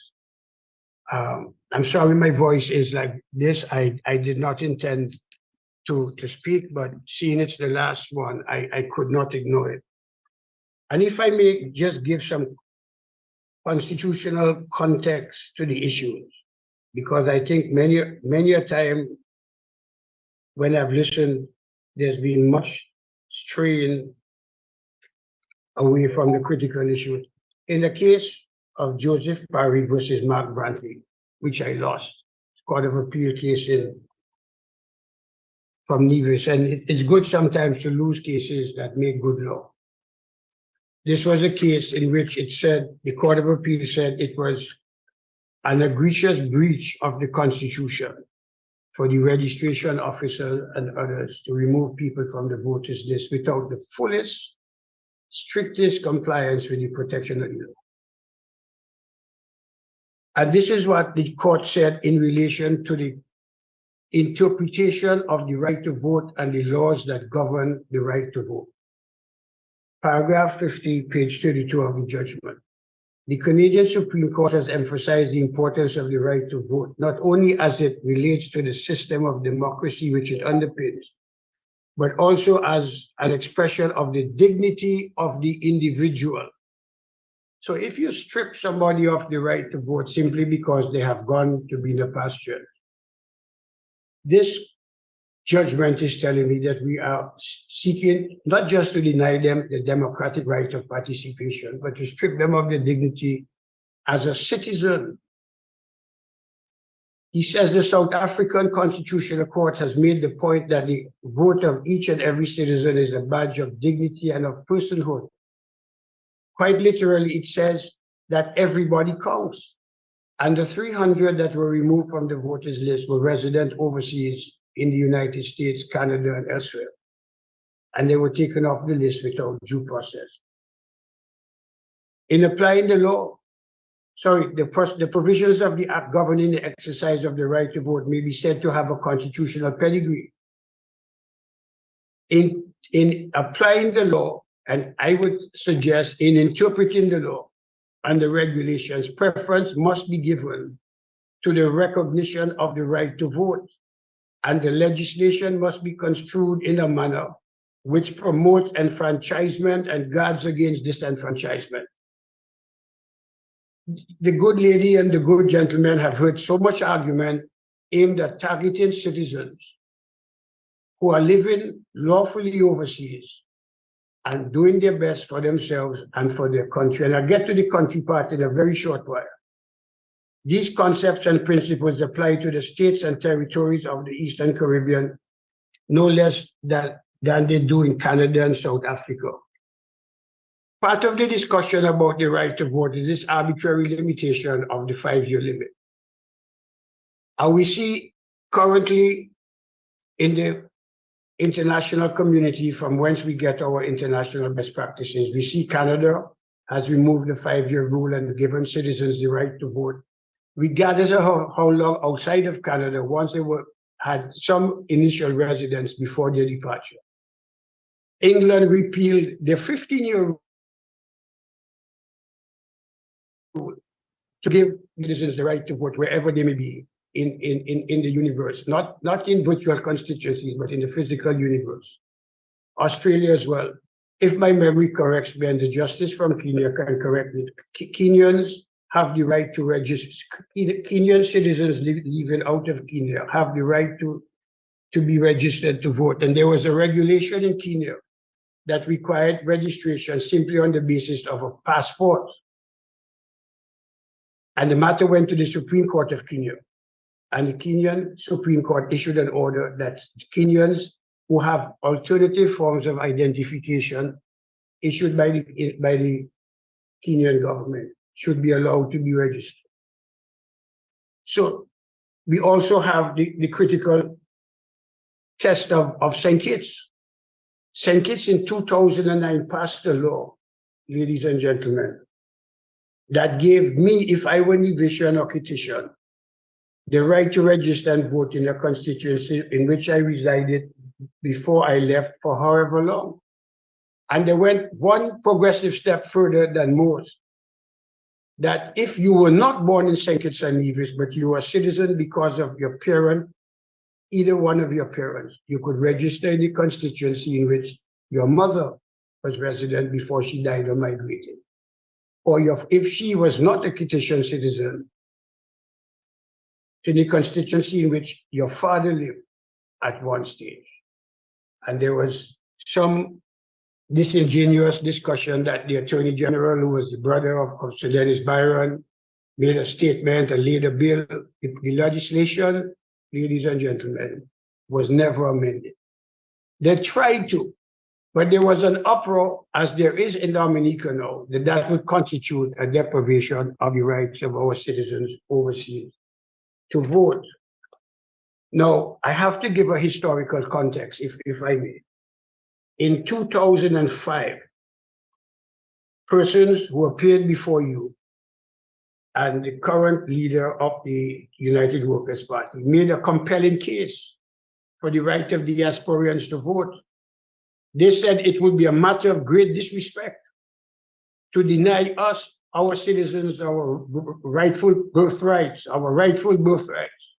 as citizens to vote simply because we reside overseas, and especially because of the great contribution we make to the development of our country. The current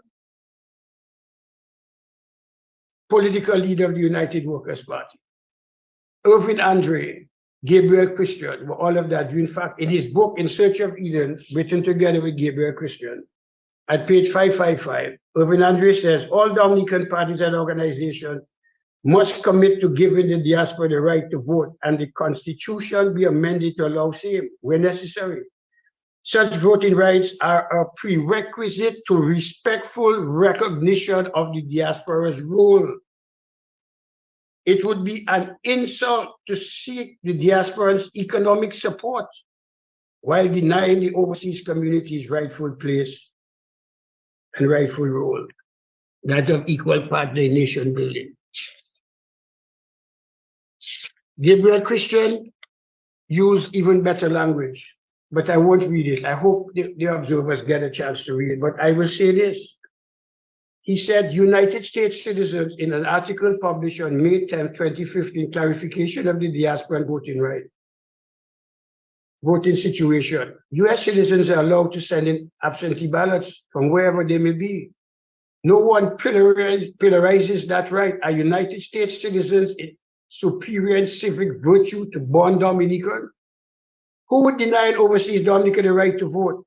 Yet the Chinese who are selling passports, well, that's really not really relevant. He says, most of us have fought all our lives to develop our country. Our dutiful effort ensures that our departure does not mean an end to our birthright and our responsibility to build Dominica. Therefore, I find it an insult worthy of rebuke to somehow castigate those who went home to vote as an unworthy of their birthright of paid mercenaries. Our contributions benefit all Dominicans, and the medicines and books and infusions of cash into the local economy are not coded in party colors. Our assistance is welcome, yet we must not be allowed a seat at the table of political dispensation. And he says, to speed it up a bit, our resources have staved out, whichever one. You know what I mean? The collapse of our country many a time. And in fact, I get to the next story about the whether the diasporan vote is in fact a factor. Let me deal with that now, if I may, before I go on to the essence of my support for the rights of diasporans to vote without limit as to time or residence, because that's not the law. In 2005, there was a huge outcry. Scared, bring them people here to vote and win the election. Thompson Fountain, now political leader of the United Workers' Party, wrote an article and called "Why the Diasporan Vote Should Not Be Blamed for the United Workers' Party Defeat," May 10th, 2015. And he has the heading there, Diaspora Factor. There's clearly a lot of misreporting going on concerning the impact and numbers of the overseas vote. In the 2000 elections, where everybody acknowledges this was not the issue, 35,650 people voted. In 2005, there were 2,500 new registrants, pushing the possible total to 38,150. During the elections, 37,401 people voted, yet about the same level voted in the 1995 election, which was won by the United Workers' Party, my insert, before the word diaspora was invented, his excerpt. When you consider that a number of persons who voted in this year did not vote in the last election, it is clear that no more than 300 or 500 persons could have come from overseas. Further, in the light of the election, the same schedule of flights from Puerto Rico, etc., had not been increased. Perhaps the biggest contradiction to the notion of overseas voting, tilting the vote in, is already alluded to concerning the loss of support for even the United Workers' Party winners. No amount of the influx of overseas labor votes can explain why the dramatic turnout for one's invincible candidates. The truth of the matter is these elections saw the defeat of the United Workers' Party, not by the diaspora Dominica, but rather by the people of Dominica living in Dominica, and can be neatly summed up as, inverted commas, the Skerritt factor.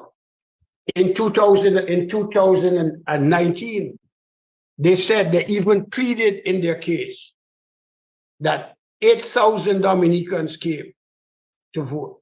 There were dozens and hundreds of planes, jet skis, boats, yachts, helicopters all over the place. An economist did a study, said it would have taken several weeks for planes fully loaded to land every single day to carry in the 8,000 voters that claimed were flown in by the Dominica Labour Party to vote. The chairman of the Port Authority that's in charge of all of the ports said that there was a marginal increase, 400, maybe say 800 in arrivals for the same period of time, 2019, as occurred in 2018.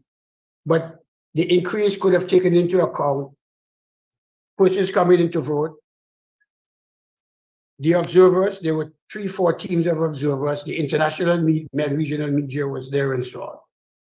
So there's been a great exaggeration about the influence of the diaspora vote, and I'm quite sure, I haven't listened to every second of the consultation, no objective data of prejudicial effect on the voting has been presented during the consultations.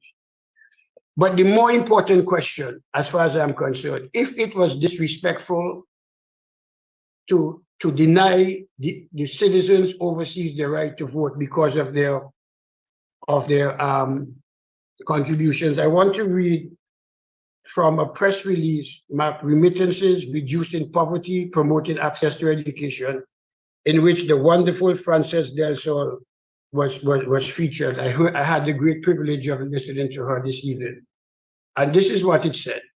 I'm not going to be much longer, but it's critical in this last consultation. I settled some of the outstanding matters that have been just way off.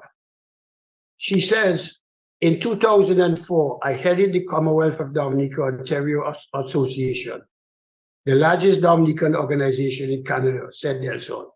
Through the efforts and under my leadership, we were able to support farmers after Hurricane Dean, Princess Margaret Hospital through several fundraising galas, and to support Dominica after Tropical Storm Erica and Maria. And Ms. Del Sol, we thank you. I thank you from the bottom of my heart on behalf of the Dominicans for your thing. But here comes the critical part, ladies and gentlemen.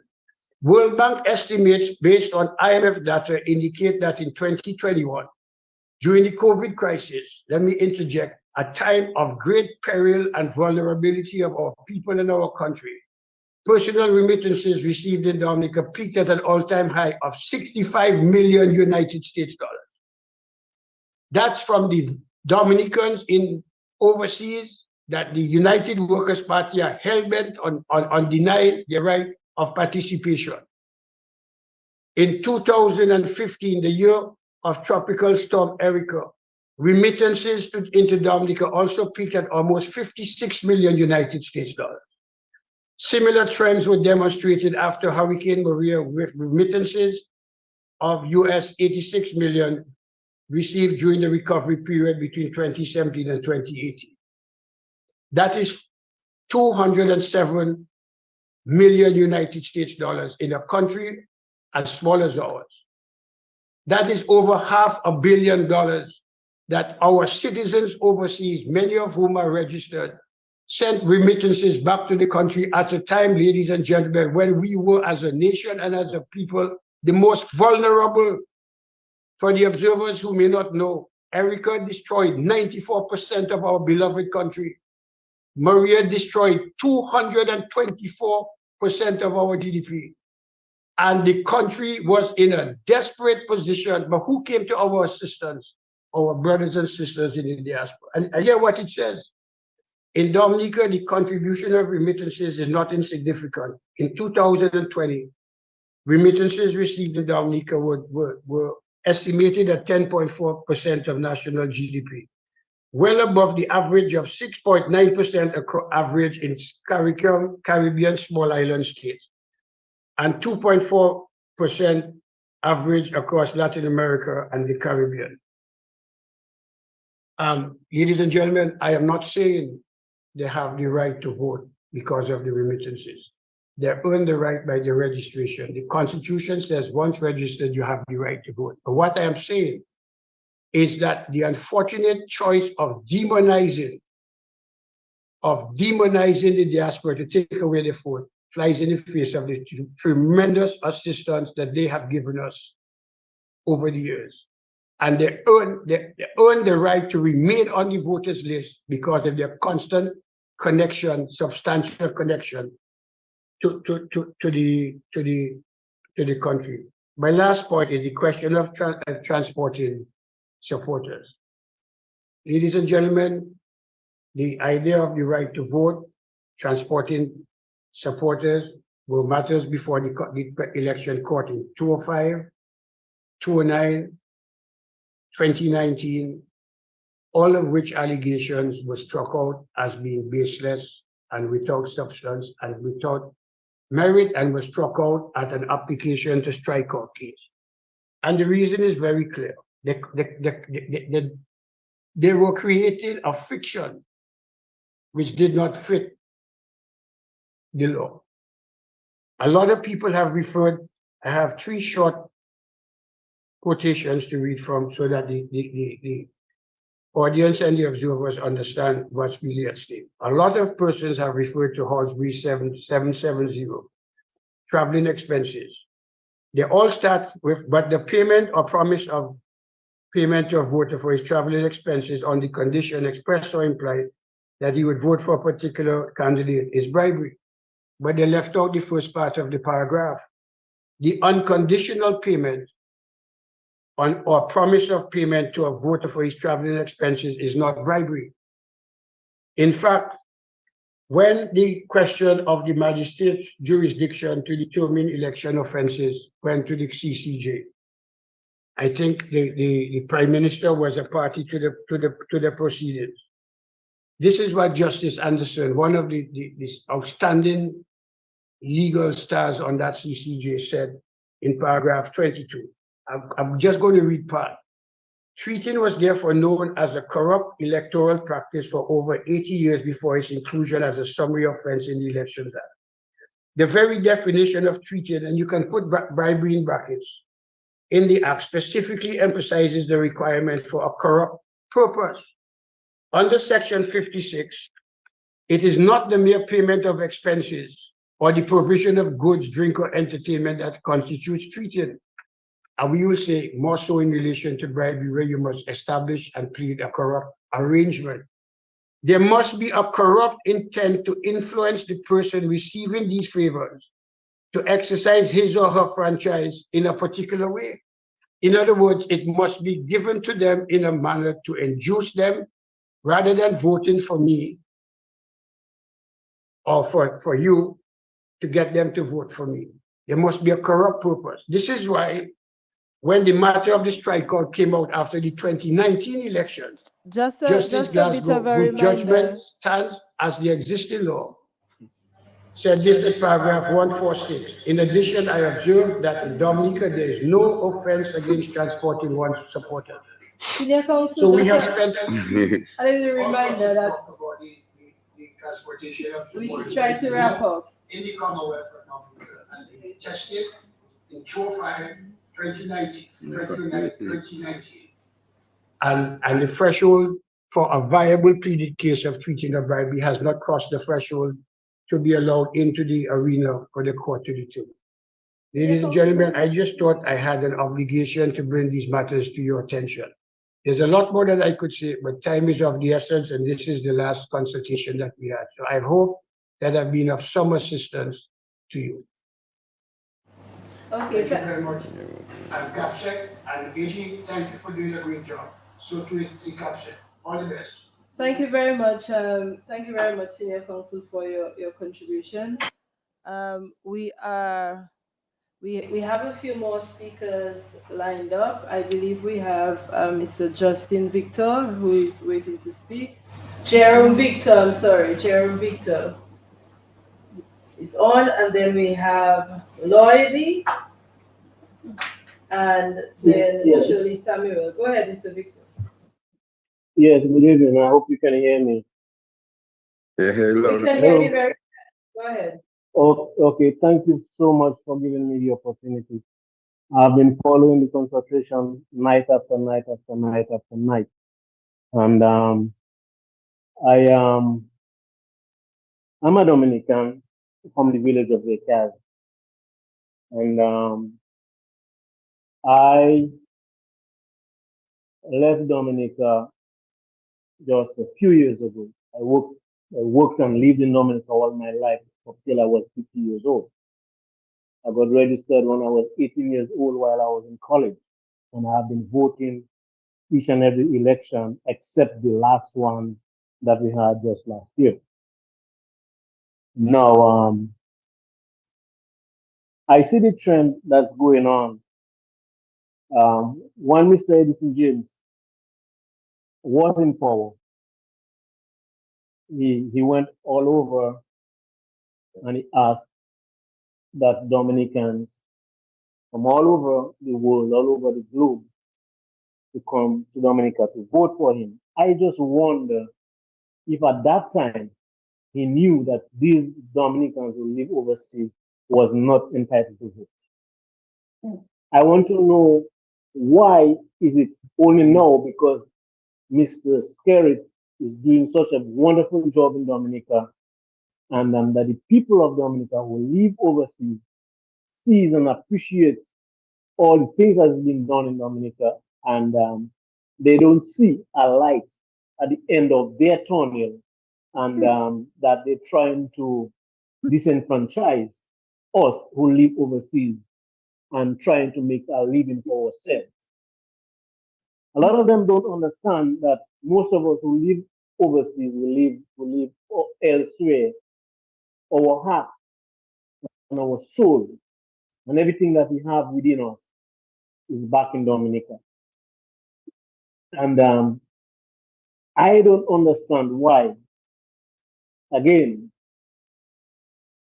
it's only the Dominican Labour Party that has a leader that lives, works, and advocates for the people who live in Dominica. I want to know why Their leader is in South Sudan working, and the other one is somewhere in the United States working.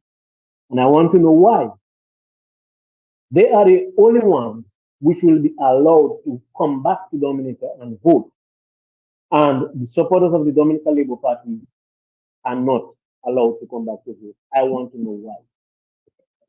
Now, I have some things that I wrote down, but I was listening to most of the speakers who spoke before me, and they have touched on most of the things. But I want to caption on the voters' ID. Jerome, can you talk a little bit more? You are very faint. We're not hearing you very clearly. Okay, I may have to turn off this headphone. Let me try to turn off this headphone and see if it will work. You can go ahead, but just speak up a bit more. And Oh, okay. More into the mic. No, I want to touch on the voters' ID. Just to vote every 5 years, you want to have a voters' ID card. And we all know that people lose things all the time. You vote in 2025, and then you're gonna wait for 2030 to vote, and you put that card somewhere. Within that 5 years, you're not using that card to do anything, just to vote. In 2030, you may never know where that card is. Now you want to replace that card. Who's gonna pay for it? The government has to spend how much money to make a card just to vote for one time? So my recommendation would be that we have a national ID card, just like they have in Santo Domingo. Santo Domingo has something they call the cellular, and that cellular has a number on it. You can include that number on your passport, or you can include it on a driver's license. In case you lose that identification card when you come to vote, your driver's license has this number on it, and your passport has that number on it. So that should be a unique number. And so if you don't have that card, if you lost that card, you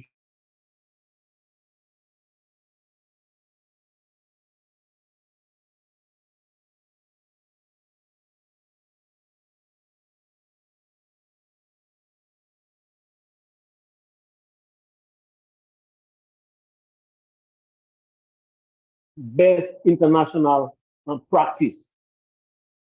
And a citizen of the United States can stay in Iraq, Iran, Spain, anywhere he is, and this is better for him to vote. Why can't we have the same thing? Why can't we vote?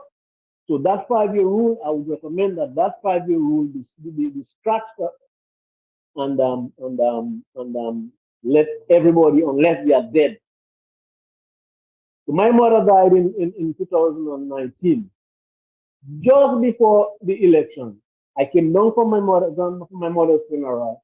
A few months later, my mother died. When I went to vote, I looked for her name on the list and it wasn't there, which means to say the system is working.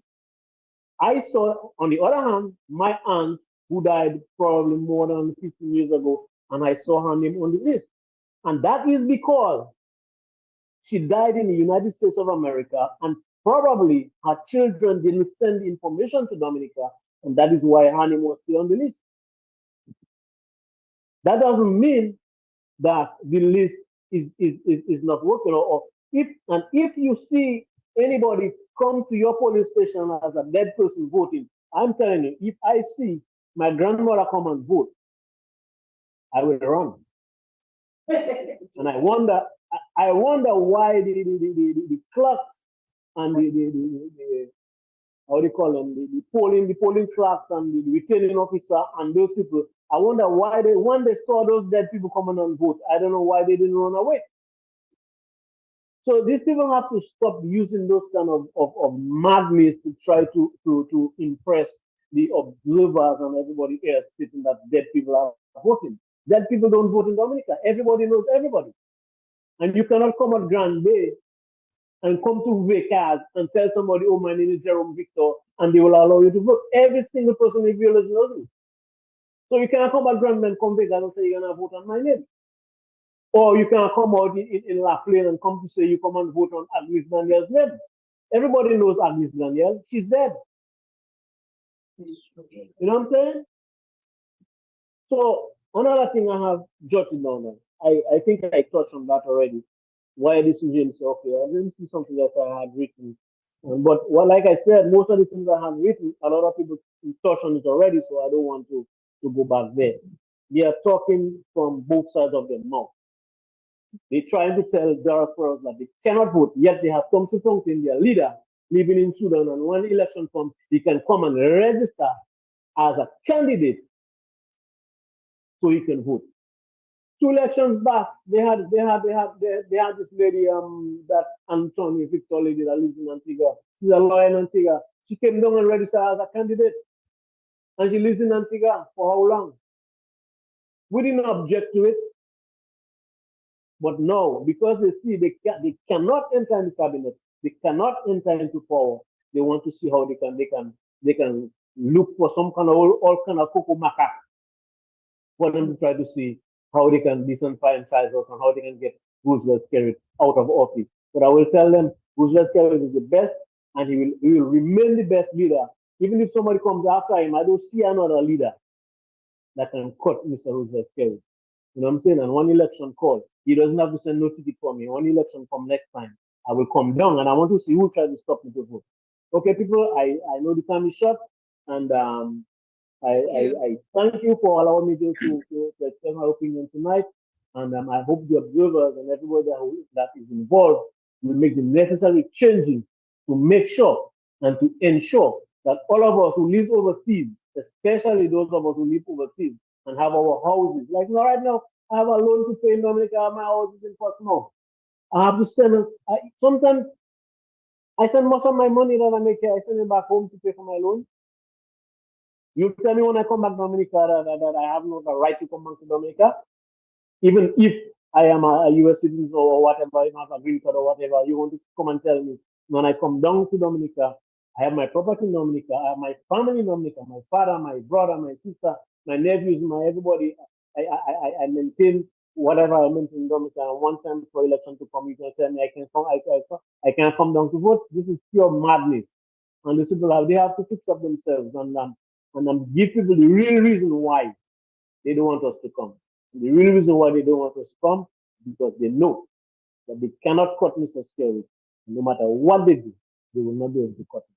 There's none of them that can cut him. Okay, thank you so much, and I'll keep on. Mr. Victor, we appreciate your contribution this evening. I believe we have Lloydie on. I'm assuming it is Lloyd. Yes, good evening. Are you hearing me? Yes, I'm hearing you. I think we've been taken over by Benz this evening. Go ahead. Good evening, Capset. Good evening to the AG. Good evening to the observers. I must say, and to all the people or the diasporans, Dominicans around the world, much have been said. I've been listening and following the consultation, and I want to thank the government of Dominica under the esteemed leadership of Prime Minister Roosevelt Skerrit for doing this. Because one would imagine if that wasn't done and, you know, the government took this to Parliament and voted on it, whatever laws or adjustments that would be made to the voting electoral system, you would imagine the cry and the screaming that would be resounding in all corners of Roseau and Dominica. But again, the Labour Party, the leader of government, the cabinet, understands the importance of letting every Dominican have a say. That is why we are here, observers. That is why we're here, because all of us, no matter where we are, where we reside, we have a common and solid interest in the country called the Commonwealth of Dominica. And nobody knows it better than the Prime Minister. That's why he allowed this consultation. But what is the intent of all of this? Oh, why are we doing this? It's because we need to be inclusive. We need to be involved. And there we have a group of people that have decided that the diaspora, those of us who live overseas, should not be part of this. And it is not because of lack of remittances or contributions. It is not because of lack of we are not citizens, because we all are citizens of Dominica. It is not because of lack of violating the Constitution, because most of us that vote in Dominica goes to Dominica at least once a year, once every 5 years, as prescribed by the Constitution. So it begs the question, what is it? What is it that you're so upset about? What is it that you want to change? What is it that you want to prevent the diasporans so much from coming home? Well, it's for one, is in my view and my understanding, is because you feel in your political setup that you don't have the support. But it has been proven, observers, CAPSEC, AG, and everybody else, that even if the diasporas do not come, which is their right to do so based on the Constitution, the party that is against the diasporans coming to vote would not win the election. And I can guarantee you, even if an ID card, a voter's ID card is offered or given after elections are called and they lose the election, they're going to have something else. We Dominicans, we are accustomed with the UWP and the foolish rhetoric. We're accustomed with it. So we are saying, you cannot disenfranchise us. You cannot eliminate us from our country of birth. You cannot take our birthrights and our constitutional rights and just decide to do away with it. This is crazy. This is madness. On the issue of campaign finances, and it was elaborated on, I always call the other side, and I always said that it's hostile hypocrisy, because we know they have raised money for their campaigns. All of a sudden, you want government or you want the country to put a cap, and you also go as far as saying, Lennox Clinton said that $10 million should be given to his party to campaign from the Treasury. Isn't that crazy? They have exhausted their contacts overseas. The promises that was made to the people who contributed are no longer there. It doesn't exist. So folks are looking for a cap out. And usually when guys cannot win, they try to move the goalposts. The referee is the problem. The linesman is the problem. Well, the playing field was too wet or it was too dry. There is always a sorry excuse. And by so doing, they try to make modifications. So we know about campaign financing, and we know that every party that decides to run, they have to find ways and means to raise money. The great United States, Great Britain, all of Europe, that's what they do. All the parties individually raise their money to campaign. St. Martin, Antigua, St. Kitts. But we have a few people in Dominica who decides, or who is deciding, that is not the way to go. Let us put some kind of stuff to it that it will cap it out. I don't believe that should happen at all. As far as the ID card is concerned, I agree with those that are on the side of having a national ID card. My dear friends, one caller said a while ago, and he's right, there are different layers in terms of securing. And I don't want to call it label days of security, but there are different layers that ensures that our election is free and fair.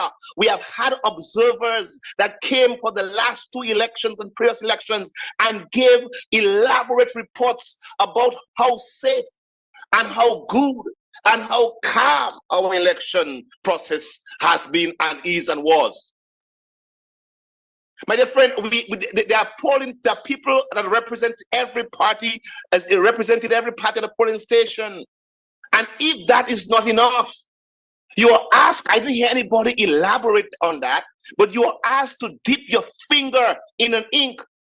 Observers, that ink lasts for over 48 hours. It doesn't matter what you use. You could use Clorox, you could use all kind of different bleach. It won't come out not before 48 to 72 hours. So there is no way any individual can duplicate a vote, except all the agents at the polling station are blind. And that is not the case in Dominica. So that issue where we need ID card and dead people are voting and clean up the list, what difference will it make for the results if dead people cannot vote and their names are on the list? I mean, we can clean it.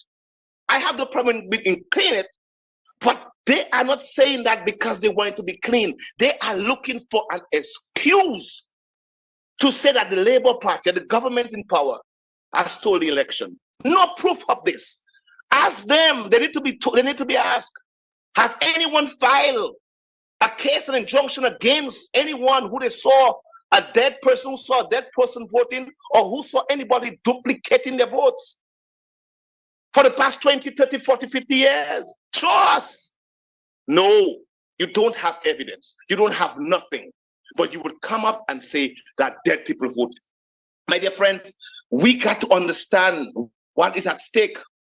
And I heard a previous caller talk about communism. Are you kidding me?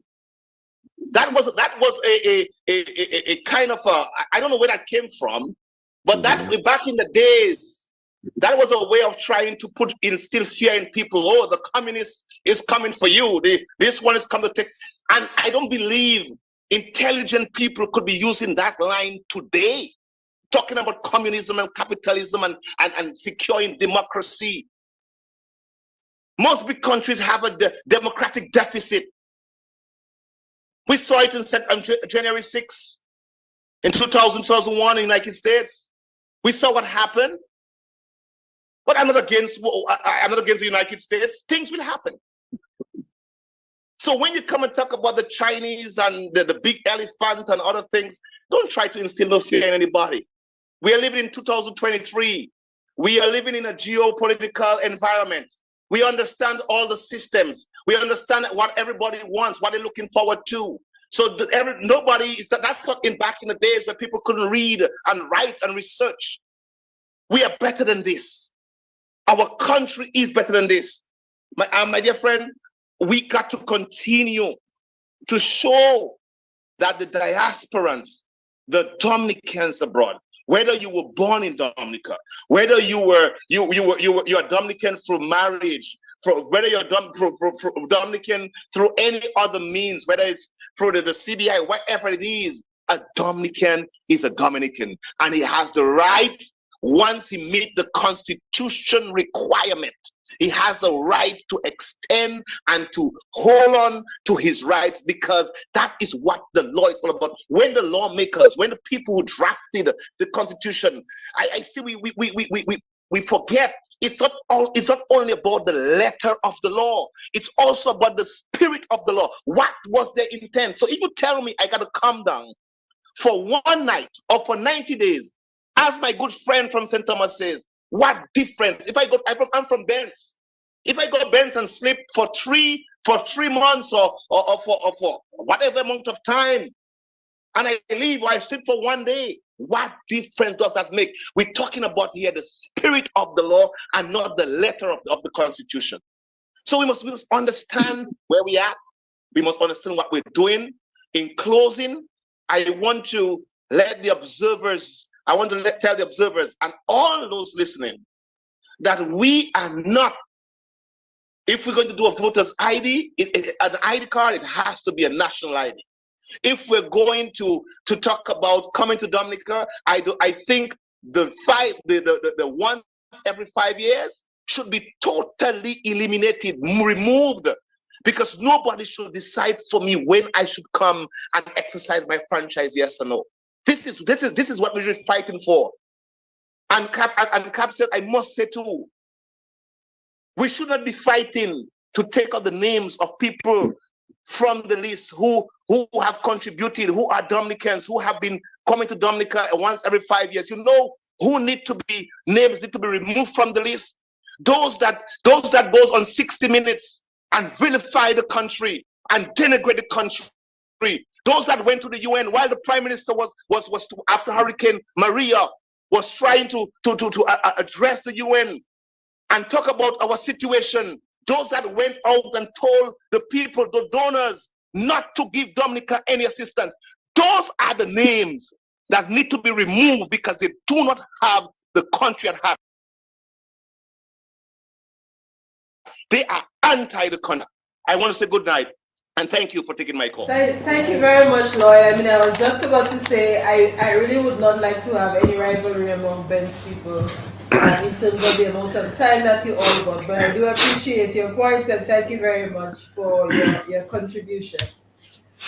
I believe we have Shirley Samuel, who is also on. Shirley.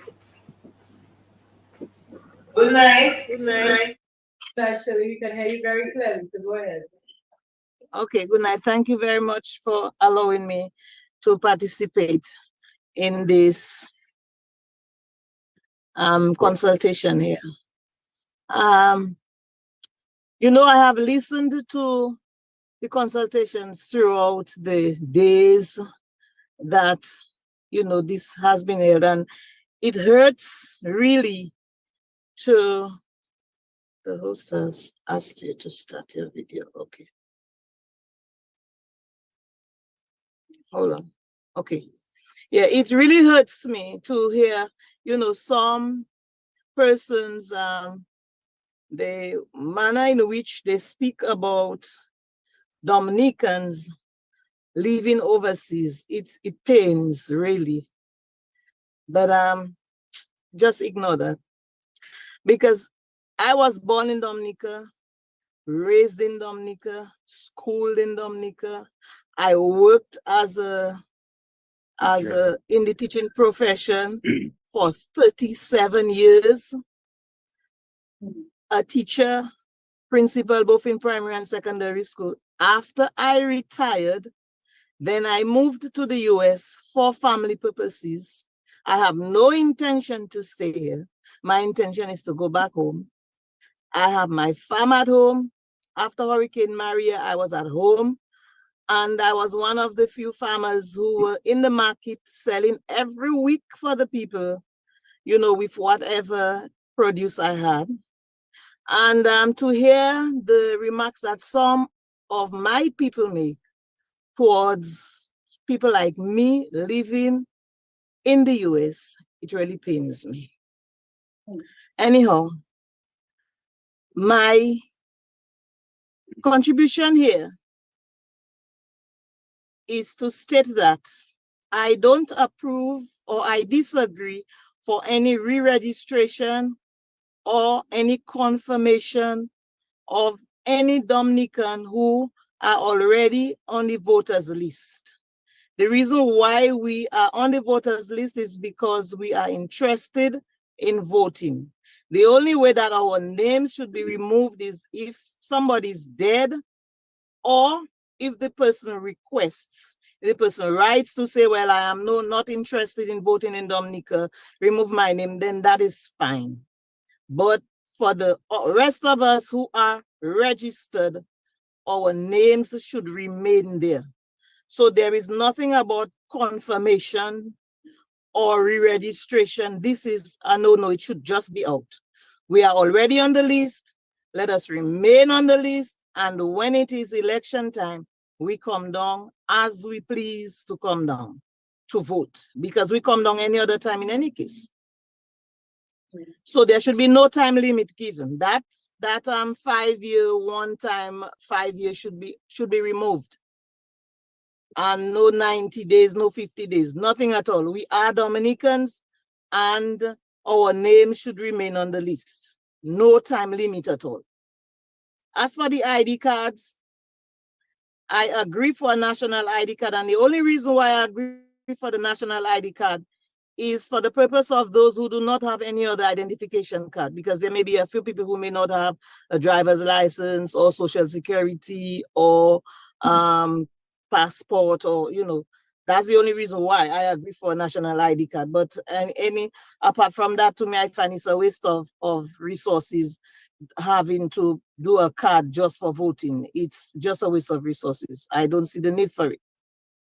And as for the limitation placed on parties for fund the amount of money that they should have for raising funds for the campaign, to me, anybody who wants to go up for election, you can raise as much money as you can, to me, for your campaign.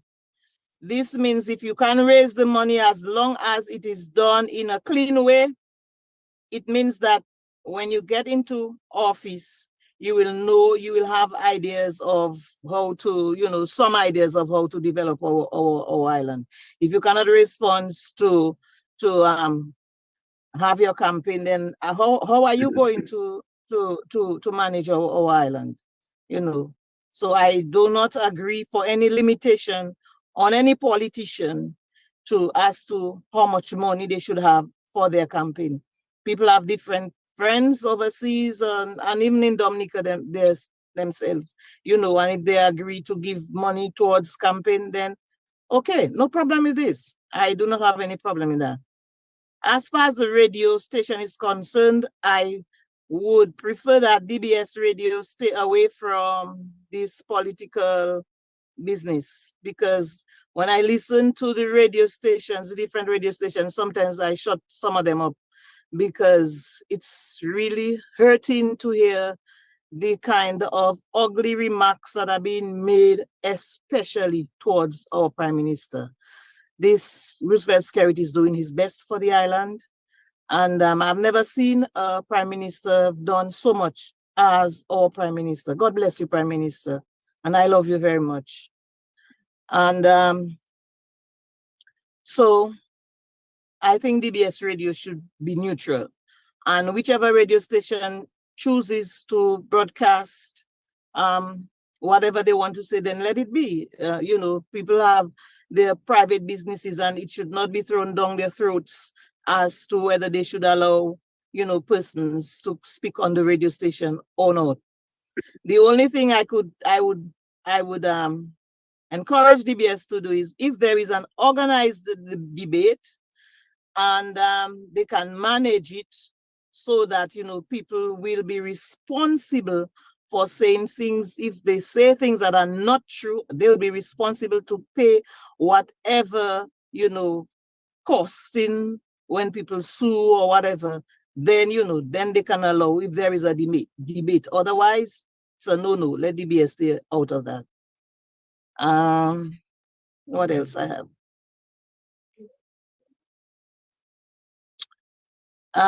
I think that's about it.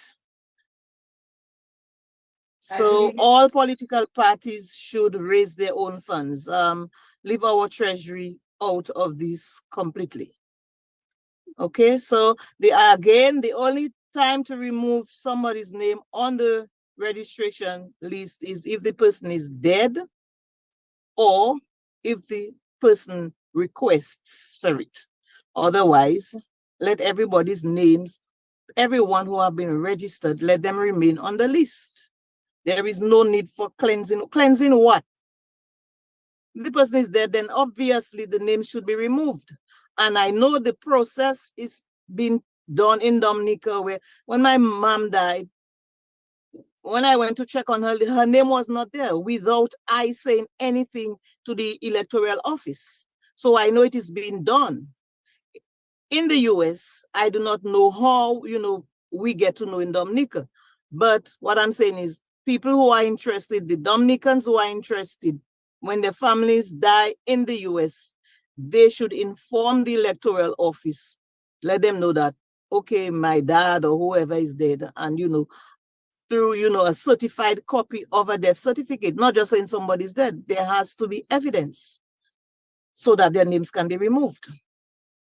and then that'll be okay. As far as I'm concerned, to me, it's a waste of money, a waste of government funds having to do all those confirmation and re-registration.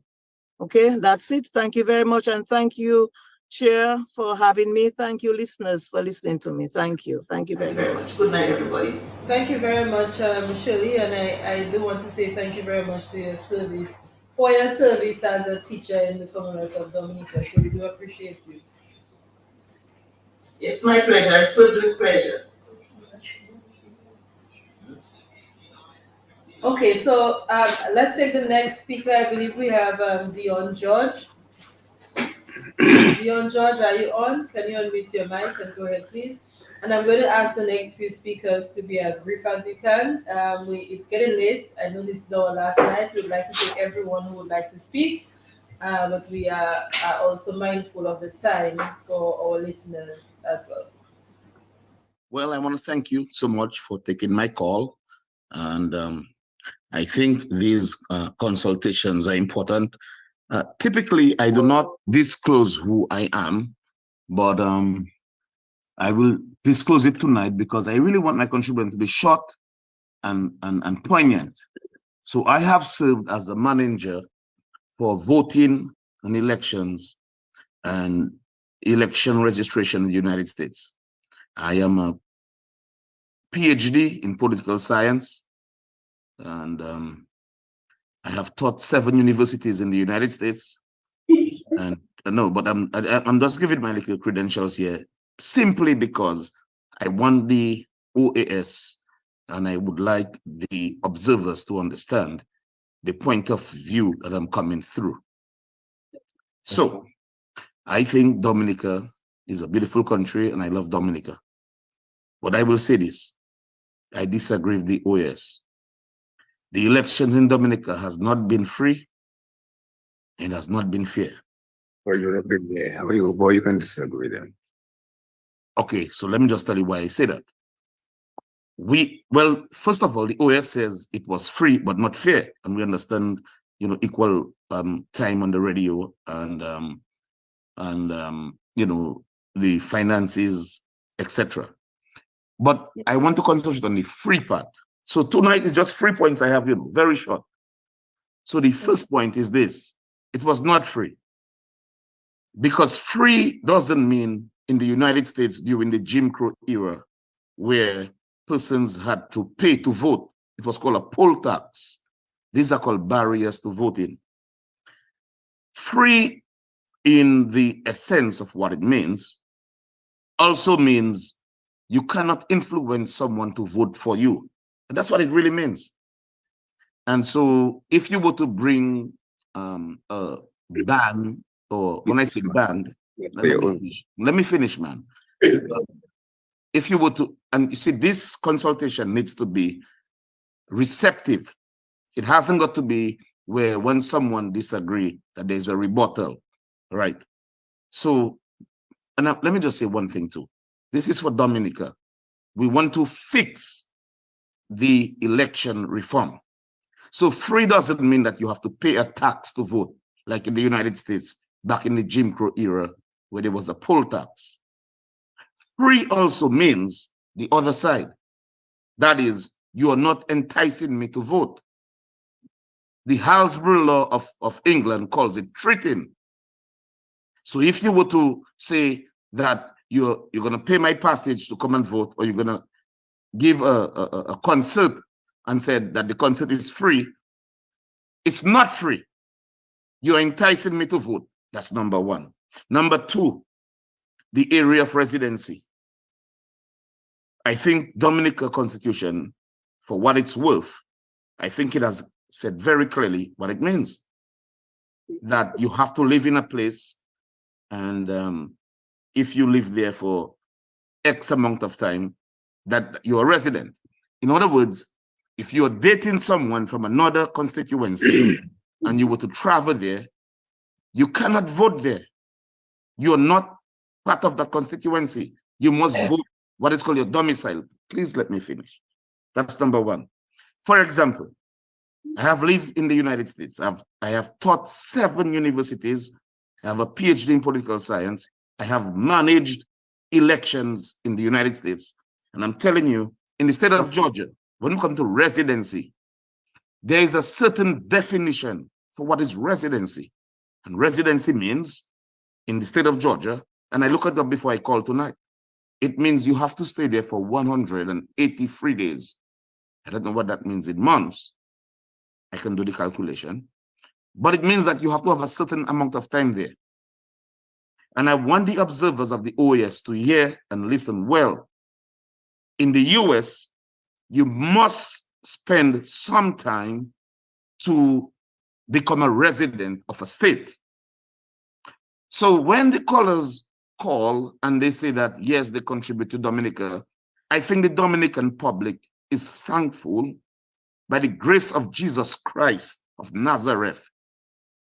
They are thankful, but not because you haven't got to be reproachful. You haven't got to say, okay, because I do that in Dominica, I have a right to vote. No, there are laws. That's why America is not just a free will constitutional republic. So there are laws.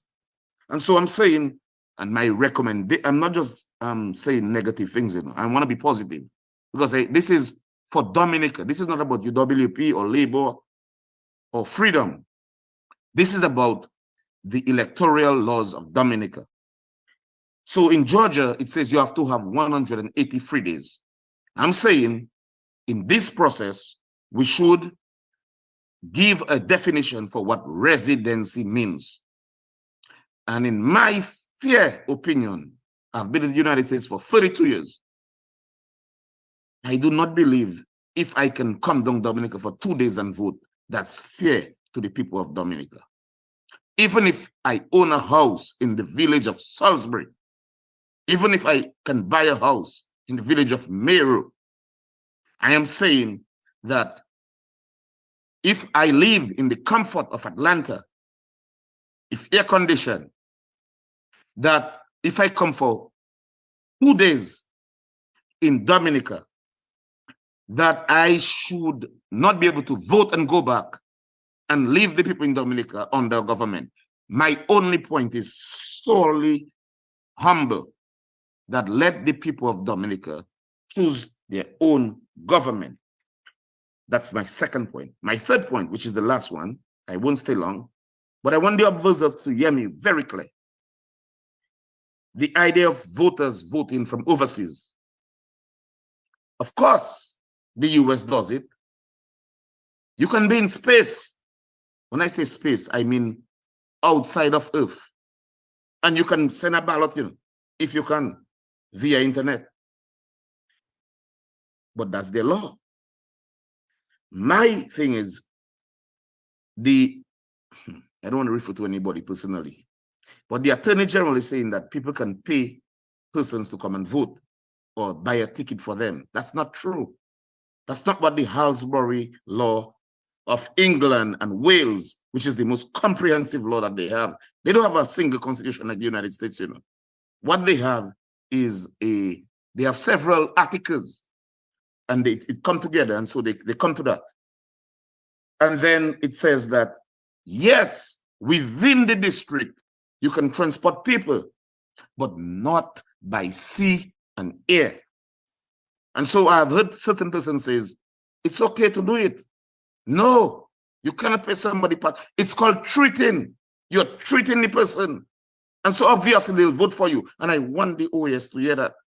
And I want them to listen carefully. It's not fair that one incumbent government can pay someone passage to vote for them. I have one more point. Please allow me to. Section 56(11) of the Constitution of the of Dominica. It says very clear, very, very clear. And if you may just allow me, I think I have it there on my computer and the correcting papers. But I think it says in the exercise of the Constitution, a commission shall not be subject to the direction or control of any person or authority. And I will repeat it. It's section 56, section 11. That's the Constitution of Dominica. And I mentioned that simply to say that the whole idea of having this how you call it, Dennis Byron, I don't want to call his name because I respect him, I respect his office, and I respect what he has done for Dominica. However, I just read the Constitution there for you. I tell you, section the Constitution of Dominica 56:11. It says nobody should influence the Electoral Commission. And believe me, if this is a consultation and it's supposed to be something of meaning, I would say this. I believe the founders of the Constitution meant that not the incumbent and not the opposition and not anybody should influence elections in this country. It should be free. And that's why the Electoral Commission should be an independent body. That's my view. I speak with humility. I speak with love for my country. Whether it's the Labour Party that wins, whether it's any party that wins, I would like it to be free and fair. And on my last note, before I leave, I would say, I want to thank the observers for coming. I want to thank them for looking at what we have done. But clearly, there needs some help in Dominica. And the CCJ, the Caribbean Court of Justice, did say that Dominica should not have any elections without these things are being straightened out. So, I mean, if someone were to say that they build a house in Dominica, you know, I've listened to the program tonight. I'm here correcting papers. But if someone were to say, oh, I build a house in Dominica, so someone is disenfranchising me from, that's stupidness. So you tell me if I go and buy a house in Russia, that means I can go and vote in Russia? That's wrong. Russia will tell me, get out. You have to define, and this is a recommendation, you have to define what is residency. I tell you, in the state of Georgia, you have to stay 183 days in the state to be a resident. So you cannot stay overseas for 4 years or 5 and then come to Dominica and says that I should be able to vote because I build a house in Dominica. That is just, because hush rush, they call it. That's stupidness. But you know, my last point, and then I'll say thank you for hearing me out. Honestly, thank you, and may the grace of Christ, Jesus Christ, bless this country of Dominica. Thank you very much, George, Dion George, Dr. George. Yeah, one last one. You had 2 last points, Dr. George. No, one last. I'm serious. Last. These things happen when countries are young. That's number one. When countries are young.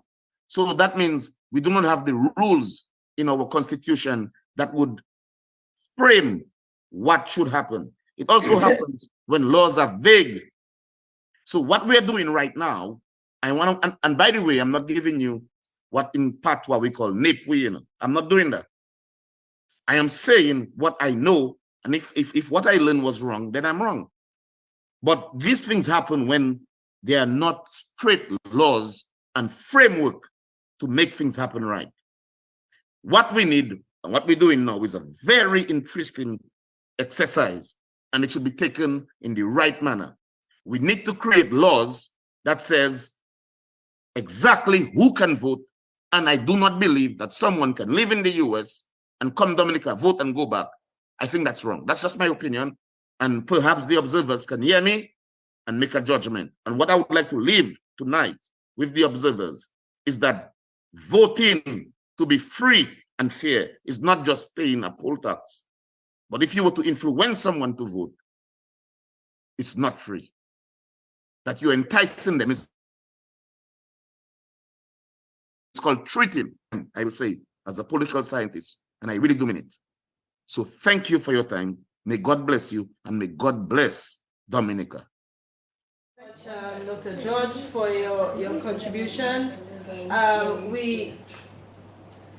We are coming down to the end. I think we probably have only about two more speakers. I believe Mr. Darius Liquent is on. Like I said, it's getting late, so Liquent, I'm going to give you a few minutes, but I would ask that to be very brief this evening because we know that you've already shared with us at previous consultations. But go ahead. Diaspora in Dominica. Diaspora in Dominica. Go ahead, Dr. Liquent. Dr. Liquent, your mic is.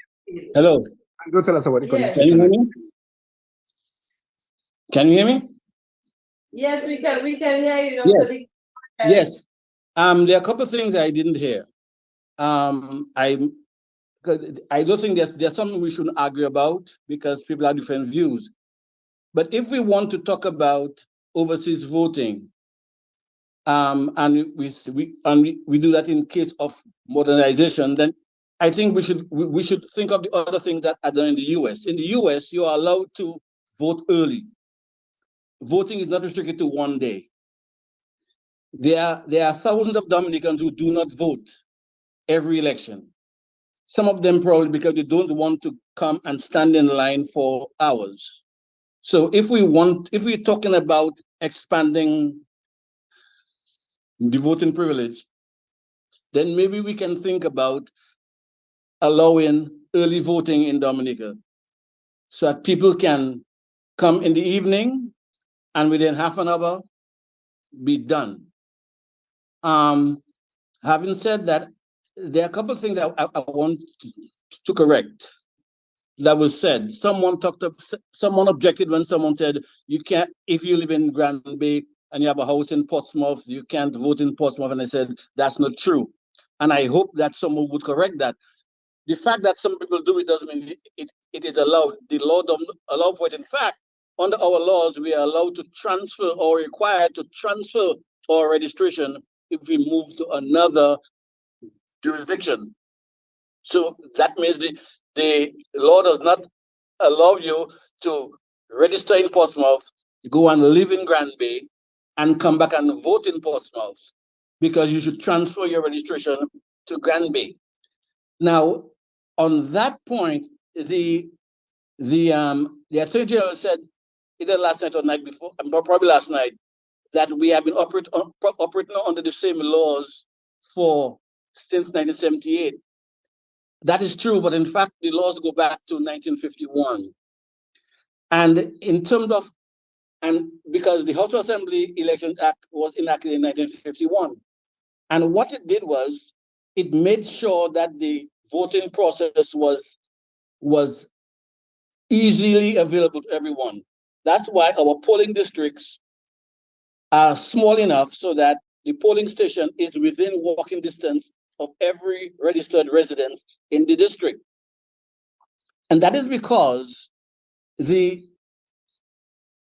law did not expect to put a cost on the voter to vote. So you can walk to the polling station and go back home. That means that I can give you a ride to it because, and this follows on what the last speaker said, the idea of giving people a ride across districts is not envisioned by the law. And in fact, to illustrate that, in 1970,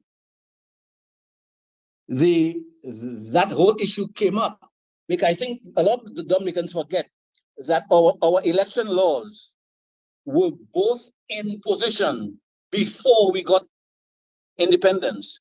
The Elections Act was passed in 1951, and the Registration Act was passed in 1974. We got independence in 1978. In 1970, Mr. Edward Oliver de Blas established what I think was the pattern for all government to follow. He was the premier, and his government was from the Dominican Labour Party. And at that time, most Dominicans, some Dominicans remember that there was a coup planned against him. He fired 3 ministers and he called elections. He had 3 months to organize a new party, organize a campaign, and make sure that he won, and all doing that with a new party name and a new party symbol, because when he fired his ministers, they did not allow him to use the Labour Party name. They took him to court. He said, okay, you want to hold the name of the Dominican Labour Party? He formed the Labour Party. But he realized that he had to get the vote out if he was going to win, because he no longer had name recognition, because his party was new, the symbol was new. He didn't want to violate the 1951 Act. And that was the first time I even learned about those restrictions on treating and bribery and influence. And Mr. LeBlanc, with wisdom, sought legal advice from the Attorney General, who informed them to take note of what the law requires, of what the law allows. We have these polling stations that are within walking distance, so that the only people who would need transportation are people who are either elderly or disabled. Healthy people wouldn't need transportation to a voting station, so that the question of transporting voters even across constituency lines is frowned upon by the standard that Mr. LeBlanc took in 1970. Mr. LeBlanc definitely, based on the interpretation that his Attorney General gave him in 1970, understood that you only transport people within your district, because their district is within walking distance at the polling station. And so you aren't in any way paying them anything, because the voting process does not require the payment of money. So if we're going to modernize, then we should think about early voting, and then we are talking about organizing, about modernizing. But the matter of bringing people, of paying for people's transportation to come across from one country to the next, that should be made illegal. You can transport an elderly person within their polling station. That is what the law allows, because that's why the law made the polling districts small enough. But if you're going to transport people from one country to the next, you're obviously violating the law and violating the standard that of the father of our nation, Edward Olive Party, established. Thank you very much. You short as you promised. I appreciate that, and thank you for your contribution. I believe we have one more person, Ambrose Thomas, who would like to speak, to contribute. Ambrose? Thank you so much for taking my call. I appreciate it. Good evening, Madam Capsec. Good evening, the AG. Good evening, distinguished observers, and good evening to all my Dominican brothers and sisters at home and abroad. I think I just got to remind the two previous callers that the UWP government was the government that started that type of treating. So if you guys want to just blame one particular government, like the incumbent government, for doing that, you're sadly mistaken, because it was the UWP. Everything that they are objecting to is everything that they have already participated in. All right. I want to vehemently oppose the suggestions of the removal of the diaspora's elections from the voters list. But before I go to it, I might just take some privileges. A previous caller mentioned that the US does not allow dual citizenship. That is totally wrong. The US does allow dual citizenship. If you're a natural citizen, you don't have to give up your citizenship from your country of origin. The US immigration law does not prohibit dual nationality. The Supreme Court also ruled that people can have and exercise rights of nationality in two countries. However, your country of origin may or may not allow dual citizenship. And as far as I know, the Commonwealth of Dominica does allow dual citizenship. All right. History is us. What we say and what we do and what we recommend to the observers, that basically is going to be recorded in history for perpetuity. Now, the responses from those who want to disenfranchise those, or people like me who oppose an absentee time from Dominica, is totally cloaked in hypocrisy. And I know that the observers, they've been hearing about this infamous email from senior counsel. And I'm just reminded about that constant recycling of that famous email. I considered senior counsel as a crusader of diasporans' rights, a champion for rights for Dominicans, not just the diasporans, or, you know, it's just all about Dominica, all right?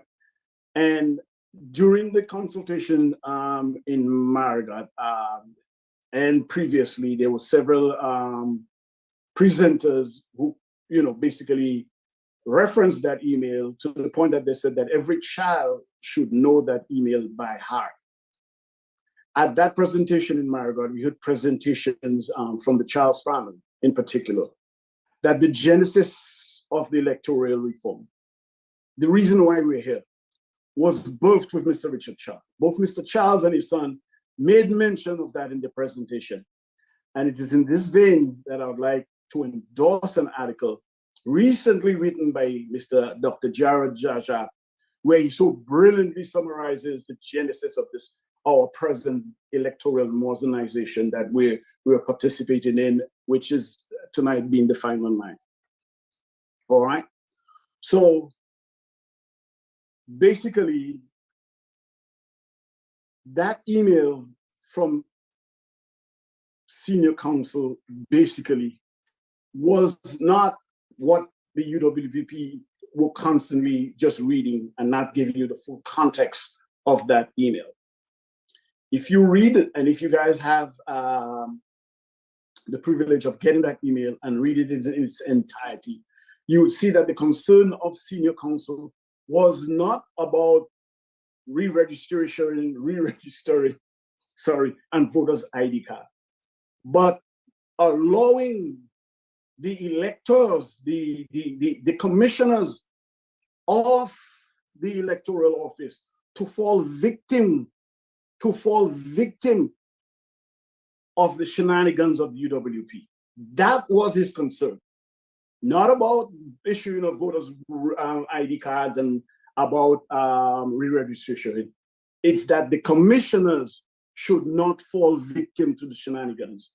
Because in that same letter, as it says, that if they did, then the UWP party would turn around and say, hey, look at this. They fell for our shenanigans. And that is why we are here.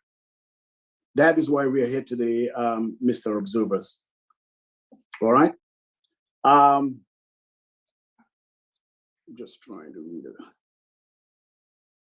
Give me 1 second. I'm trying to just lost my train of thought. So we've heard of all the concerns of the labor of the UWP and the concerns about the electoral reform, electoral modernization. And again, I'm quoting from Dr. Jaja. I didn't come up with that, but it's in line with my thinking. He says that when we talk about the concerns, one of the issues they looked at, they said that the Labour Party has too much money. The solution, campaign finance reform. Concern that too many diasporans vote Labour. Solution, establish structure that will ban them from voting. Concern about the composition of the Electoral Commission, which favors Prime Minister Kerry. Solution, increase the number and diversity.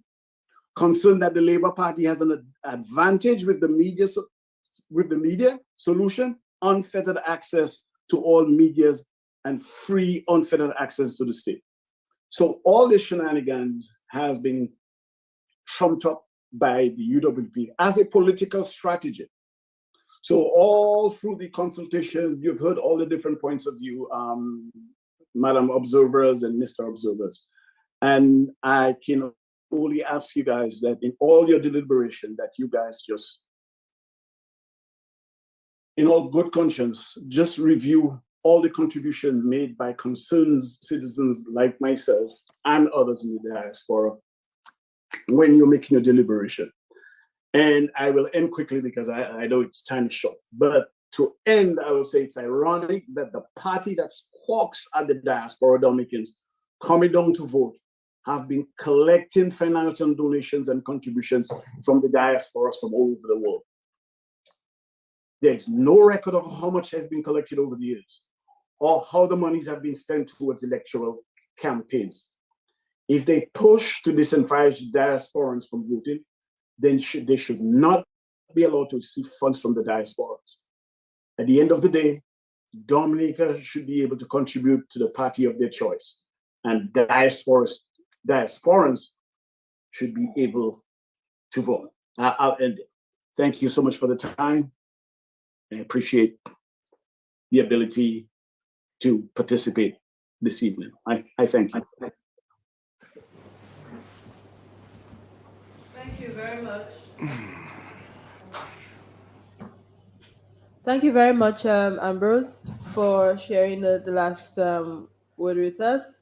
It's getting pretty late. It's already 10:37 on our side. I know some of you are listening from all various parts of the world, and it's morning and probably various times, including Justice Masaga, who is all the way in Kenya with us and has been up at other hours. I'm going to have allow the AG to wrap up and make a few closing comments, and then we will close up. Thank you very much, everyone, for your contribution. Thank you very much, Madam Chair. Just very quickly, amongst the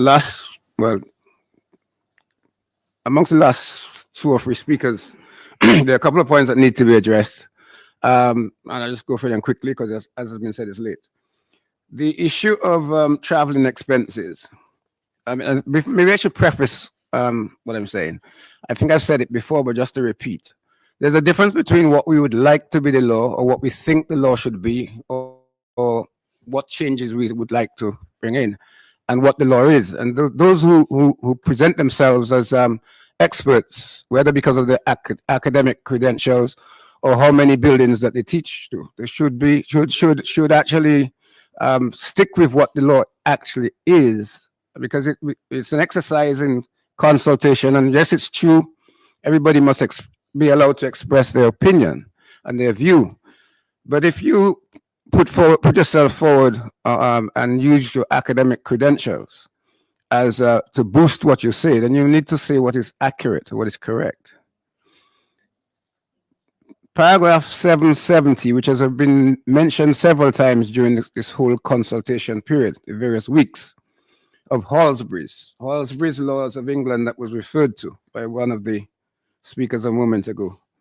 The 4th edition, volume 15, under the section dealing with election campaigns, paragraph 770, heading traveling expenses.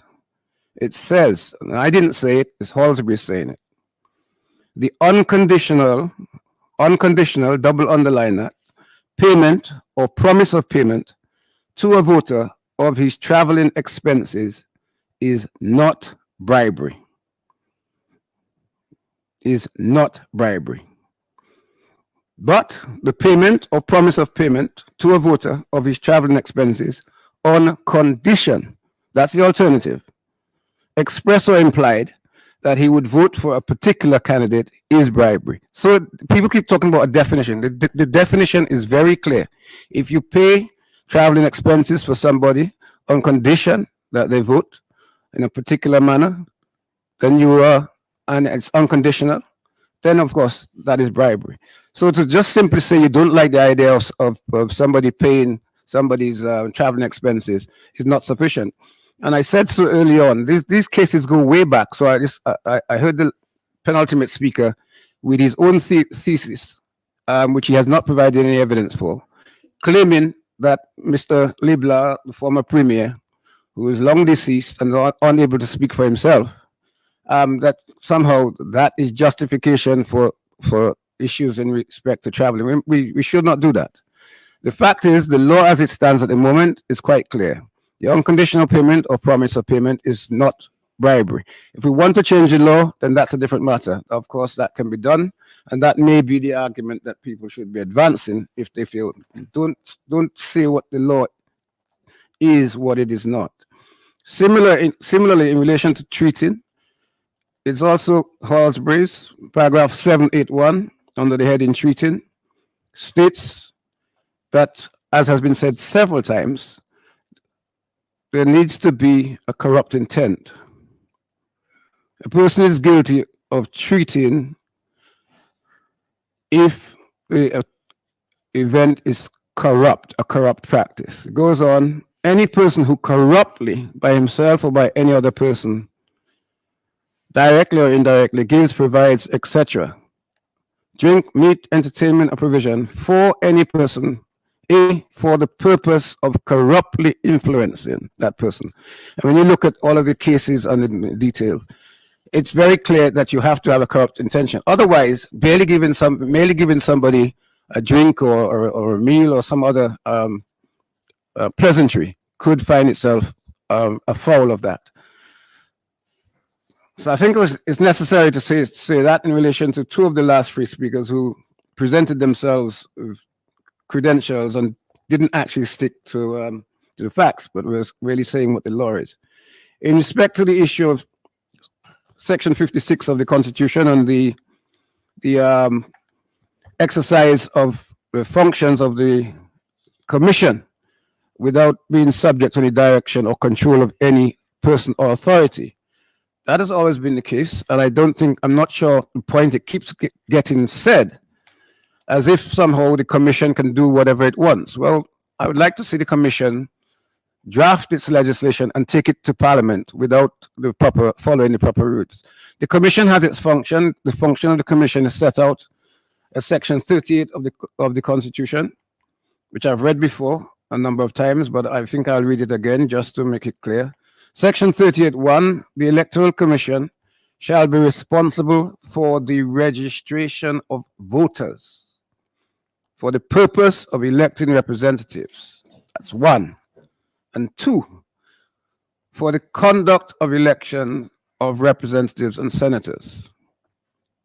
That is those two things are the primary functions of the Commission. And then it goes on, and shall have such powers and other functions relating to such registration and elections as may be prescribed by law. So in the absence of anything being prescribed beyond that, those are the functions of the Commission. Responsibility for registration and responsibility for the conduct of elections. They're not responsible for determining the basis and other factors. That's elsewhere. And yes, in doing those things that the Constitution provides they can do, they are not subject to the direction of anybody else. But just for understanding what that actually means, 5611 that was referred to by one of the speakers a few moments ago. Section 40 of the Constitution, at subsection 8, dealing with the Attorney General. In the exercise of his functions under this section, the Attorney General shall not be subject to the direction or control of any other person or authority. That doesn't mean the Attorney General can do whatever he wants. He still has to follow certain rules, certain regulations. So there's nothing specific, unique about Section 5611 in respect to the Electoral Commission. I think that is what I really want to say. I just think it's important that in concluding on these consultations, the people who have expressed the views and the last two speakers that I responded to, these are views they've held, and they and I have had these conversations, debates in the past. I respect everybody's right to have their own views, but I think when it comes to the law, if we're saying what the law is, we must stick to what the law is saying, read it from the law book or the authority you're relying on, stick to what the law is. If you're giving your opinion on what you think the law is, then you should give it as your opinion, but don't give the law or what you say is the law when that is not actually what is in the authoritative text. So I really think that that is important. I think I would like to take the opportunity of wishing everybody safe travel, those who are traveling, and to thank everybody who has participated. I think the chair will allow me to do that. I have had a long stint. It's been interesting to hear the different views. I think that all of us who are involved in this exercise have a lot to chew on, and I'm sure that we will do the best we can, and hopefully we will succeed in having some modernization or reform as a result of this exercise. Good evening. Thank you very much. Thank you very much, AG, for these closing comments. I would like to take this opportunity to really thank everyone for being here tonight. We thank you for your feedback, your opinions, and your comments. We embarked on this consultative process because the government wanted to hear directly from you, the voters, from you in every walk of life in Dominica, every sector, every sphere, in Dominica and outside of Dominica. And I believe we have achieved this over the last 3 weeks. I have also realized, as I have said before, from the feedback we have been receiving from those who are not here in person, that this consultation has been an opportunity for education of the masses on the electoral process and our current electoral laws in Dominica, in addition to what has been proposed by Sir Dennis Byron. I believe that our populace has been very well engaged in this conversation, and I say it is a conversation that we've been having across the island with all Dominicans, and a number of you have shared your views and shared your opinions with us. We have tried to ensure that we can provide as much time as possible to individuals who would like to contribute. However, the opportunity is still there for those of you who would like to share even more, because I know given the opportunity, some of you could have spent more than 30 minutes discussing with us what your views are. But I would encourage you to send your comments in writing to capsec, cabsec@dominica.gov.dm. A few of you have been reaching out to our office already to ask for printed copies of the report, and some of you have also been sending in your comments. I must say that we have taken great care to ensure that all the proceedings of the consultations have been transcribed and recorded, and will further inform the final steps of the process by which we conclude these recommendations on electoral reform. The Honorable Prime Minister has already indicated government's intention in terms of how we'll proceed, and I'm sure at a later date, at the end of these consultations, you will receive a further update on the next steps. We have also tried our best to ensure that everyone, as the AG said, everyone who wanted to share their views had the opportunity to do so in a free and fair manner. And I believe all views were able to contend. Some were a bit more interesting and passionate than others, but everybody was able to contribute, and I'm very proud of what we were able to do, and what we were able to accomplish in bringing everyone together in this conversation. At this point, I would like to thank the observers, first of all, who have remained with us through these consultations. They spent 2 weeks with us in Dominica. I'm sure it was 2 lovely weeks on the island of Dominica. In addition to being part of these consultations, I do hope that you were able to enjoy the beauty that our island had to offer. And we do appreciate that you have continued with us over the week since you've left Dominica in a virtual format. But we thank you very much, and we look forward to your comments and your observations on this process that we have gone through, and also on the actual recommendations from Sir Dennis Byron. Since this is the final evening of our consultations, I would like to take this opportunity to thank those of you who have accepted our invitation to join us in person starting at the State House and at the various community consultations. And it has been a pleasure conversing with you on matters of national importance, and more specifically on this matter of the electoral process. I would like to start with the Attorney General, who just summed up for us, Honorable Levi Peter, who has for the last 3 weeks been here with us every night, making these presentations on the Sudanese Byron Report, and really educating us as well on various aspects of the electoral process, of our electoral laws, what is proposed and what we currently have on our books. I'm pretty sure that in addition to sharing our views and commenting with each other, that a lot of us have learned a lot more about the electoral process from these consultations. I also want to thank Ambassador Francine Barron, who started off as our host for the first week of consultations, and for her engagement with the various groups and organizations that we engaged at the State House. I have to say that we have had a very dedicated team of public officers who have been organizing these consultations and working with us behind the scenes. I would like to first of all thank Mrs. Missy Henderson, the PS in the Office of the Prime Minister, who has been assisting with coordination of these events and who has been my co-pilot for all of these events.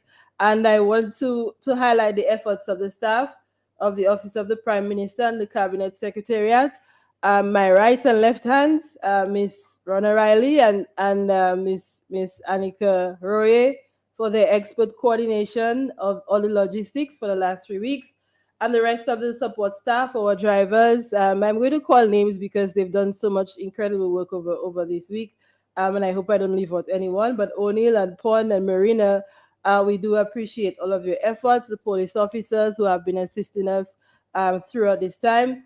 Very especially, I would like to highlight Mr. Chad George and Daryl Teet. If we had people in the room, I'm sure they'll be clapping, but a few of us who are here could clap for them. And the rest of the GIS camera crew, Albert Tuse, Ashton Schillingford, Anthony Richards, Nigel Hippolyte, and Ishmael Luis. And they've all been with us all around the country, that we've been moving around on these consultations. And of course, Mrs.